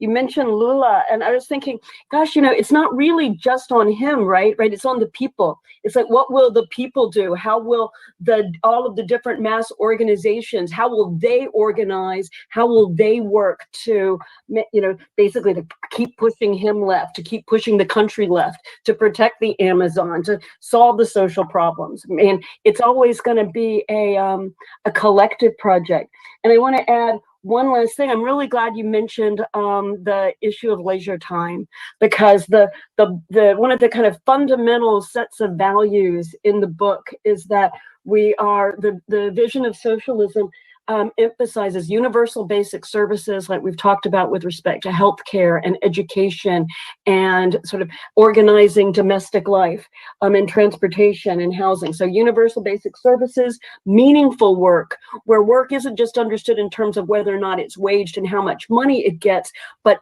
is it part of the active reorganization of society and the active building of socialism, the active adaptation of our infrastructure in ways that responds to climate change, the active building of solidarities around the world. So we've got universal basic services and meaningful work. And then the third prong is more free time, right? We emphasize throughout the book that, when more free time, more leisure time. Talking Story says, it is so attractive to youth, all the leisure time and socialese. This is why socialism has an anti-work movement. Because again, they believe that everyone is oppressed under capitalism because everyone has to have a job to live, et cetera, et cetera, et cetera. Our life is going to be so much easy under socialism. Miss Kara asked, do you think they really read all those books? Yes, I do. Because how socialists gain their power is they express their ideas. They teach their ideas. They write books about their ideas. They write periodicals about their ideas. They run classes about their ideas. They run conferences about their ideas. And remember, these are intellectuals and academics. They get off on reading things. They get off on reading the obscure things. They're a little bit like libertarians in this regard. They get off on being the most well-read. I've read this person. I've read that person. I've read that other person. Here's what they have to say. So yeah, they really do read the books. No, bot, I'm drinking a pumpkin. I'm drinking a pumpkin. All right, guys, we have about 10 minutes left. So if this is your first Socialism Saturday, I want to say welcome. I hope we'll see you again. If you're relatively new, don't feel overwhelmed. Everyone is overwhelmed at first. You're supposed to feel overwhelmed when you're relatively new. As a reminder, we do Socialism Saturday on Saturdays at 6 p.m. Please make sure you mount the like button on whatever platform you're watching on. Please make sure you are subscribed on YouTube and Rumble, especially on YouTube, because I've been getting a lot of messages from people lately saying YouTube is unsubscribing people from my channel, to which I say, duh. YouTube has been doing that for years, but just double check. Make sure you're subscribed if you want to be. I go live Monday through Friday at 5 p.m. We do Socialism Saturdays on Saturdays at 6 p.m. Sometimes there are other surprise streams littered in there, depending on if I feel like it. I really appreciate you guys coming out tonight. Let me know if you have any last questions as we finish up. Massage Chair Wellness, Allison says, excellent session. I appreciate you, Allison. Thank you so much for the super chat. More people are actually doing the work that matters, we're all going to have a lot more free time. And that free time is going to be meaningful, substantial free time, not the BS time of, that we come out when we're exhausted and spent at the end of the day of pretty much ridiculous drudgery. So I think that what's pretty exciting is that we have a vision of socialism that's widely shared. And like you said from the beginning, it's common sense. It comes from centuries of the struggle of working and oppressed people. And what do working and oppressed people want? More free time. Right? They want their work to be meaningful, which means things that we want to do, not that someone is making us do, but we want to do because we see that it's meaningful and important for our communities. And we want the basic services that let all of us, work together and have a viable life that can thrive. Yeah, I totally agree. And I think that the book doesn't answer the $1 million question of tactics and strategy. That's why we need organizations, because tactics and strategies have to be formulated based on things that are happening right now. And they have to be, the class struggle is like that. Thank you, Mountain Goddess. I appreciate it. You can't write a book and thank you. Hope that people follow the book as an answer for the tactics of organization and how to respond to this or that issue. I think that, we are heading into, it's not me, the party's assessment of a highly explosive moment in US politics. And it seems somewhat calm right now. Maybe, there's it's not 35 million people in the streets like the summer of 2020, but that's going to happen again. And that's going to happen with actually greater frequency. And even, I would say, even on a bigger scale in the years to come. And we can remember how that... As a point of reference, this was a year ago. He said this last year. We're going to see the riots of 2020 happen again and on a greater scale. And if I were a betting person, I would say we're going to see them happen next summer, right before the election. Sustained bullshit all throughout the summer. And I think they're going to do it in Florida because they're really teeing each other up about Florida. They're setting up all these offices in Florida. They're planning on flying people into Florida the first time a teacher gets fired. Let's listen to him say that again. We're going to be seeing the riots of 2020 again with greater frequency because this is their playbook. Remember, the 4 goals of the woke left are always and forever the same. Gain as much power as possible, destabilize the system, attack capitalism, usher in their Marxist utopia. The riots of 2020 were about the second goal, which is destabilizing the system. Destabilization is a feature. It is not a bug. It is and they cause problems when they're destabilizing it, which they blame on capitalism. And then they say, how about we try Marxism instead? So let's listen again. That's right, Jane. This is the perpetual revolution. And always remember, your overreaction is the point. Exactly. Of a highly explosive moment in US politics. And it seems somewhat calm right now. Maybe, there's it's not 35 million people in the streets like the summer of 2020, but that's going to happen again. And that's going to happen with actually greater frequency and even, I would say, even on a bigger scale in the years to come. And we can remember how that impacted consciousness. People started raising radical slogans and envisioning a different way to prioritize resources and started making demands. Even Joe Biden adopted a somewhat left-wing domestic program for a few months. That was the anger and demands of the... They are very aware of the effectiveness of destabilizing the system. That's why they're going to use it again and again and again and again and again. And that's right. If people didn't react to them and they just ignored them and they let them go about their business, it would be really confusing to these people because they want your reaction. Your reaction is the goal. The masses, of course, he dropped it as quickly as he could, and his party itself sort of gutted that program where we're talking about universal childcare and actually relieving student debt and all sorts of other things that were just left at the wayside. But ultimately, it's the struggle itself which is going to produce the mass interest in radical politics and radical programs. But we can't come up with those in the moment, right? We have to come up with those, and some of them will come up in the moment, but a lot have to be developed in advance. And our goal is to try to win a majority of the working class to socialism explicitly. Because if we just are in the struggle and then people say, hey, you're a really good organizer, and you say, yeah, I'm glad you're working with me. How about, socialist revolution?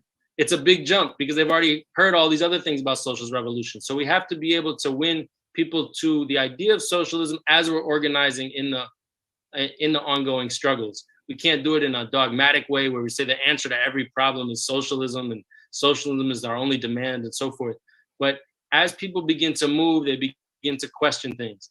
And there's always time to take a few seconds, take a few minutes, organize a meeting or a study group to really think about big picture politics. We named the book Reconstruction, Socialist Reconstruction, for a reason, because this country has seen highly explosive, turbulent times before. And the history of Reconstruction is one where the formerly enslaved really led the way in a lot of areas in trying to recreate society in the ashes of the old. And so there is a radical revolutionary history that we also need to study here. So organizing and studying, it all has to go together.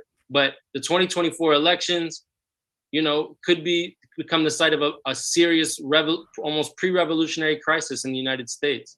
And that might seem. Whoa! The 2024 election might be the site of a pre-revolutionary crisis in the United States. There it is. There it is. There it is. He said it. He really said it. He really said it. Well, well, well. Everyone, I'm going to make a clip of this. I'm going to make lots of clips from this. Share this. Get on my Substack, carlin.substack.com. I'm putting this in the Substack later tonight, guys. Share this. Let's listen again. See, I just knew that if we just listened to enough socialist content, they would tell us what they're doing about the elections. We just need to listen to them until they effing say it. Really led the way in a lot of areas in trying to recreate society in the ashes of the old. And so there is a radical revolutionary history that we also need to study here. So organizing and studying, it all has to go together. But the 2024 elections, could become the site of a serious, almost pre-revolutionary crisis in the United States. And that might seem far off because we're 2 years away and because there's not 35 million people in the streets. But for instance, if the Republican Party succeeds at overthrowing the popular vote at the state level and allowing independent state legislatures to pick the electors regardless of how people vote. And that's what is going to be discussed in the Supreme Court in Moore v. Harper. Dobbs was a shot at people's right to body autonomy. It took away abortion, but it's going to be affirmative action. It's going to be voting rights. It's going to be how even the electors are chosen for the Electoral College. We're heading into extremely turbulent, explosive times. They're trying to delegitimize the Supreme Court. Being organized and not leaving it to, for instance, the Democratic Party or anyone else the Democrats to save democracy or save our rights. That's not going to happen. It's going to require the people themselves feeling collectively as the agents of history to be able to defend our rights. And in fact, not just defend, but fight for something new, because the level of rights that we had were quite impoverished already. And in fact, we have to really have a new battle for democracy, a battle for true democracy, not just a a battle for hollow democracy where you only get to vote every 2 to 4 years over who will exploit you, but democracy where you're controlling the decisions about your neighborhood, about your workplace, democracy that includes, as you say, making all the things that we need to survive available, not just We've been talking about for weeks now, when socialists say democracy, they don't mean democracy as in like one person, one vote, and the best man wins. What they mean when they say democracy is socialism. Anything that is not socialism is not democratic. He just said that. He just said that out loud. This is not democracy between you get to vote for the two parties, you get to vote for the oppressors. This is democracy as in socialism, as in everyone gets to have a say. They mean that true democracy is socialism. Holy shit. Let's listen again. Impoverished already.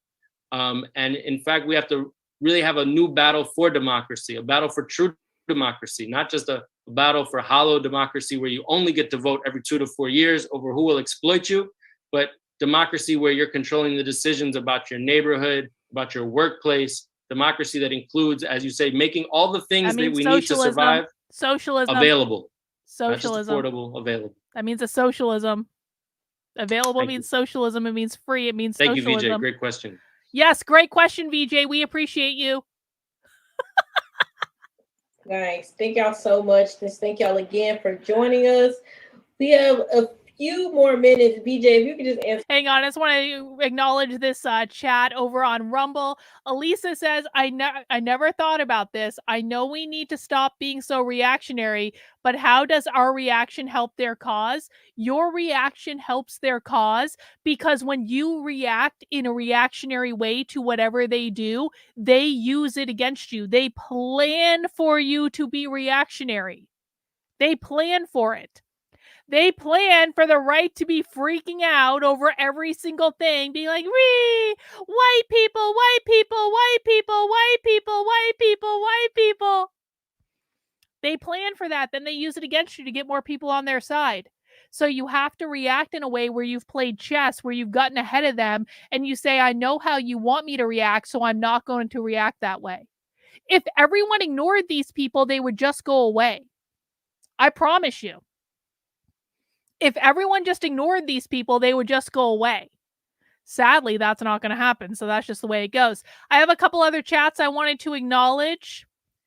Miss Kara says, nowadays, when I think what is a woman is cringe to me, it does not have the impact people think. Guys, this is why you learn how to speak socialist, because when you learn how to speak socialist, unlike Matt Walsh, when you learn how to speak socialist, you learn that they don't care what the definition of a woman is. They don't care. They want to get rid of all gender. They don't care what the definition of a woman is. That's why they don't define it. And then Faceless says, so we should educate to people around us that there is a game plan. Be the kryptonite to their plans. That's exactly right. Share this content, guys. Share the content I write for you on the Substack. Share out the clips. Share out everything. Get more people to come to Socialism Saturday. Get more people to come learn with us. Like, the more people that understand this, the better. I will keep cranking out as much content as I can possibly crank out in this. If you guys show up and you share it out, you share with other people, you teach people what you know, use the resources I've created for you. I'll keep doing my part. You guys got to show up too. That's the way it goes. All right, guys, let's finish up. So one more question. How do you see this book intervening in the ideological battle in our current context? Well, many years ago, and most of the people on this webinar may not have been born then, Fidel Castro made a speech where he said, that's in the ashes of the Soviet Union, he said that we are entering a period of the battle of ideas. You might remember, those who were around then, in the 1990s, there was a concerted effort to disparage and delegitimize the Soviet experiment. I mean, it's pretty incredible. The Soviet Union lasted about 7 decades. That's about less than the average lifespan of a human being. And yet, within a few years of the Soviet experiment, just to take one arena of life, They, legalized abortion. They said that men and women both have entitlement to inheritance. They allowed for no-fault marriage. They had women voting. I mean, think about the amazing rights that women... Oh, shit. Oh, shit. Oh, shit. Oh, shit. Is no-fault divorce part of the socialist agenda to disrupt the nuclear family? Listen, I'm not against no-fault divorce because I don't think people should be trapped in marriages they don't want to be trapped in. But is no-fault divorce part of a socialist fucking agenda? Are you shitting me? Is the manosphere right about this? It wouldn't surprise me. Were able to seize in the early years of the Russian Revolution, and for good reason. We know that the February Revolution began on International Women's Day because women workers went out on the street. There were amazing achievements of the Soviet experiment, but in the 1990s, it was essentially criminalized to talk favorably about anything to do with socialism. They were able to deepen what Ben said, this idea that the unofficial religion of the United States, it's actually all over the first chapter in the book, is anti-communism. They were able to deepen this even more in the 1990s. Entire generation came that were disgruntled with things in the United States were only able to achieve an anti-capitalist consciousness. They were anti-capitalist, even anti-state. Some anarchist ideas were there, but anti-capitalism was the horizon. It was very difficult for people to say, well, there's something that comes beyond that, something called socialism. I think what this book is doing, not only in the United States, but in different parts of the world as well, is being part of this battle of ideas process to move us from an anti-capitalist ceiling to say, no, above your head, there's another floor. And that floor is called socialism. I mean, this is a very difficult battle. I think this idea of anti-communism being the unofficial religion in the United States, it's not just in the United States, it's in Canada, it's in very many parts of the world. We're going to have to deal with this. If we want to advance our struggles beyond anti-capitalism, we have to be able to suggest an exit from the wretchedness of this system. And this book is a contribution to that. Obviously, it doesn't answer the question or solve anything, etc. It's a contribution. I highly recommend that people read it, that they hold study groups around it, that they take the arguments from it into their movements, accompany their movements with some of these arguments, attempting to shift us from the ceiling of anti-capitalism to the floor of socialism. I think for me, that is the great contribution that this book has made. And for that, again, I've said it a few times, but congratulations. That's so awesome, Vijay. I just wanted to jump in and say thank you so much for that. And particularly because the breaking the ceiling of Listen, can I beg the conservatives here to stop overusing the term communist, to stop saying that we already live in socialism?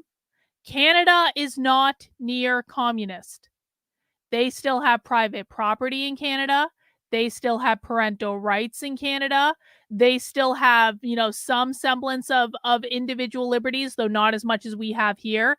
They are not near communist. Conservatives, let me explain something to you. When you overuse terms like groomer, like when you started calling, and I'm not saying you did this, Joseph, but I'm saying conservatives did this. When you started calling everyone who disagreed with you a groomer, you overused the term and made it meaningless. When you say Canada has gone near communist or the United States is already socialist, you are overusing the term, which is going to make it meaningless. Please do not make these terms meaningless. Please. If you make these terms meaningless because you're overusing them when they do not apply, you are going to lose to these people and it will be your own fucking fault. Capitalism as that's the only thing that can be said or imagined. I kind of think of this book as as like a weapon, right? In that, like dreams can be weapons in the hands of the working class, in the hands of oppressed people. A vision of a better world has really material force and material power. And visions of our future are too important to be left in the hands of the capitalist and capitalist media and capitalist escapism, right? They have to be part of our horizon of struggle so that we know what we're fighting for, and we know that a much better, radically different world is actually possible.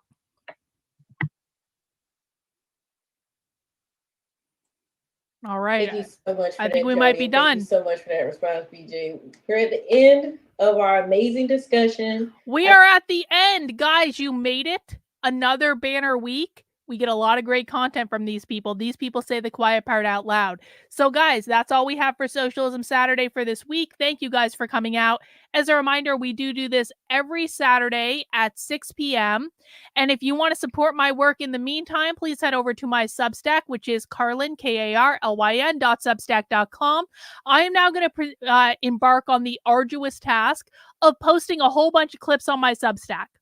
So if you want clips from some of the amazing Socialism Saturdays that we've had recently, they're going to be posted on my Substack very, very soon, like within the next 24 hours or so. So please make sure you're subscribed to it. You can subscribe for free, or you can support the work I'm doing with $8 a month, $80 a year. When you support my work, you get access to a variety of perks, like 2 Zoom calls with me every single week on Mondays and Wednesdays, like access to my supporter Discord, which we will be having movie night. We're watching Repo Men tomorrow at 8 p.m. You're also going to get a 10% off coupon to the Unwoke Art Store, which I've got some awesome new merch in the Unwoke Art Store. I'm really proud of this line. I made a whole bunch of dystopian movie posters, and I put them on t-shirts and hoodies and bags and posters and canvases that are printed and framed and all that stuff. We've got the They Live poster. We have the Fahrenheit 451 poster. We have the 1984 poster. We have the Clockwork Orange poster. And we have the Animal Farm poster and all sorts of other good merch too, like the All Tears Are Tasty line, the Real Marxism line, the Alice in Wonderland series that is always like just supposed to be aspirational more than anything else. We got the Cheshire Cat. We've got our Bourgeois Fox. We've got Follow the White Rabbit. We've got the merch from Milei, the Javier Milei merch, because he is the first libertarian president in the world. We've got the Megalomaniac line, the Subversive series, all sorts of cool stuff over on unwokeart.com. And when you become a paying subscriber to my Substack, you get 10% off your entire purchase. Everyone gets free shipping on orders over $100. Lots of cool stuff going on in the store. And I do actually have the Make Orwell Fiction Again line. I actually do have that. Hang on. Let me show you. I do actually have that. I do have a Make Orwell Fiction Again shirt in the Unwoke Art Store. It's just not on the homepage, but it is in there if you want that. All right, guys. That's all I have for today. I'm going to go make some clips. Thank you guys for hanging out with me. Please mount the like button on the way out the door, and we'll see you soon. Bye, guys.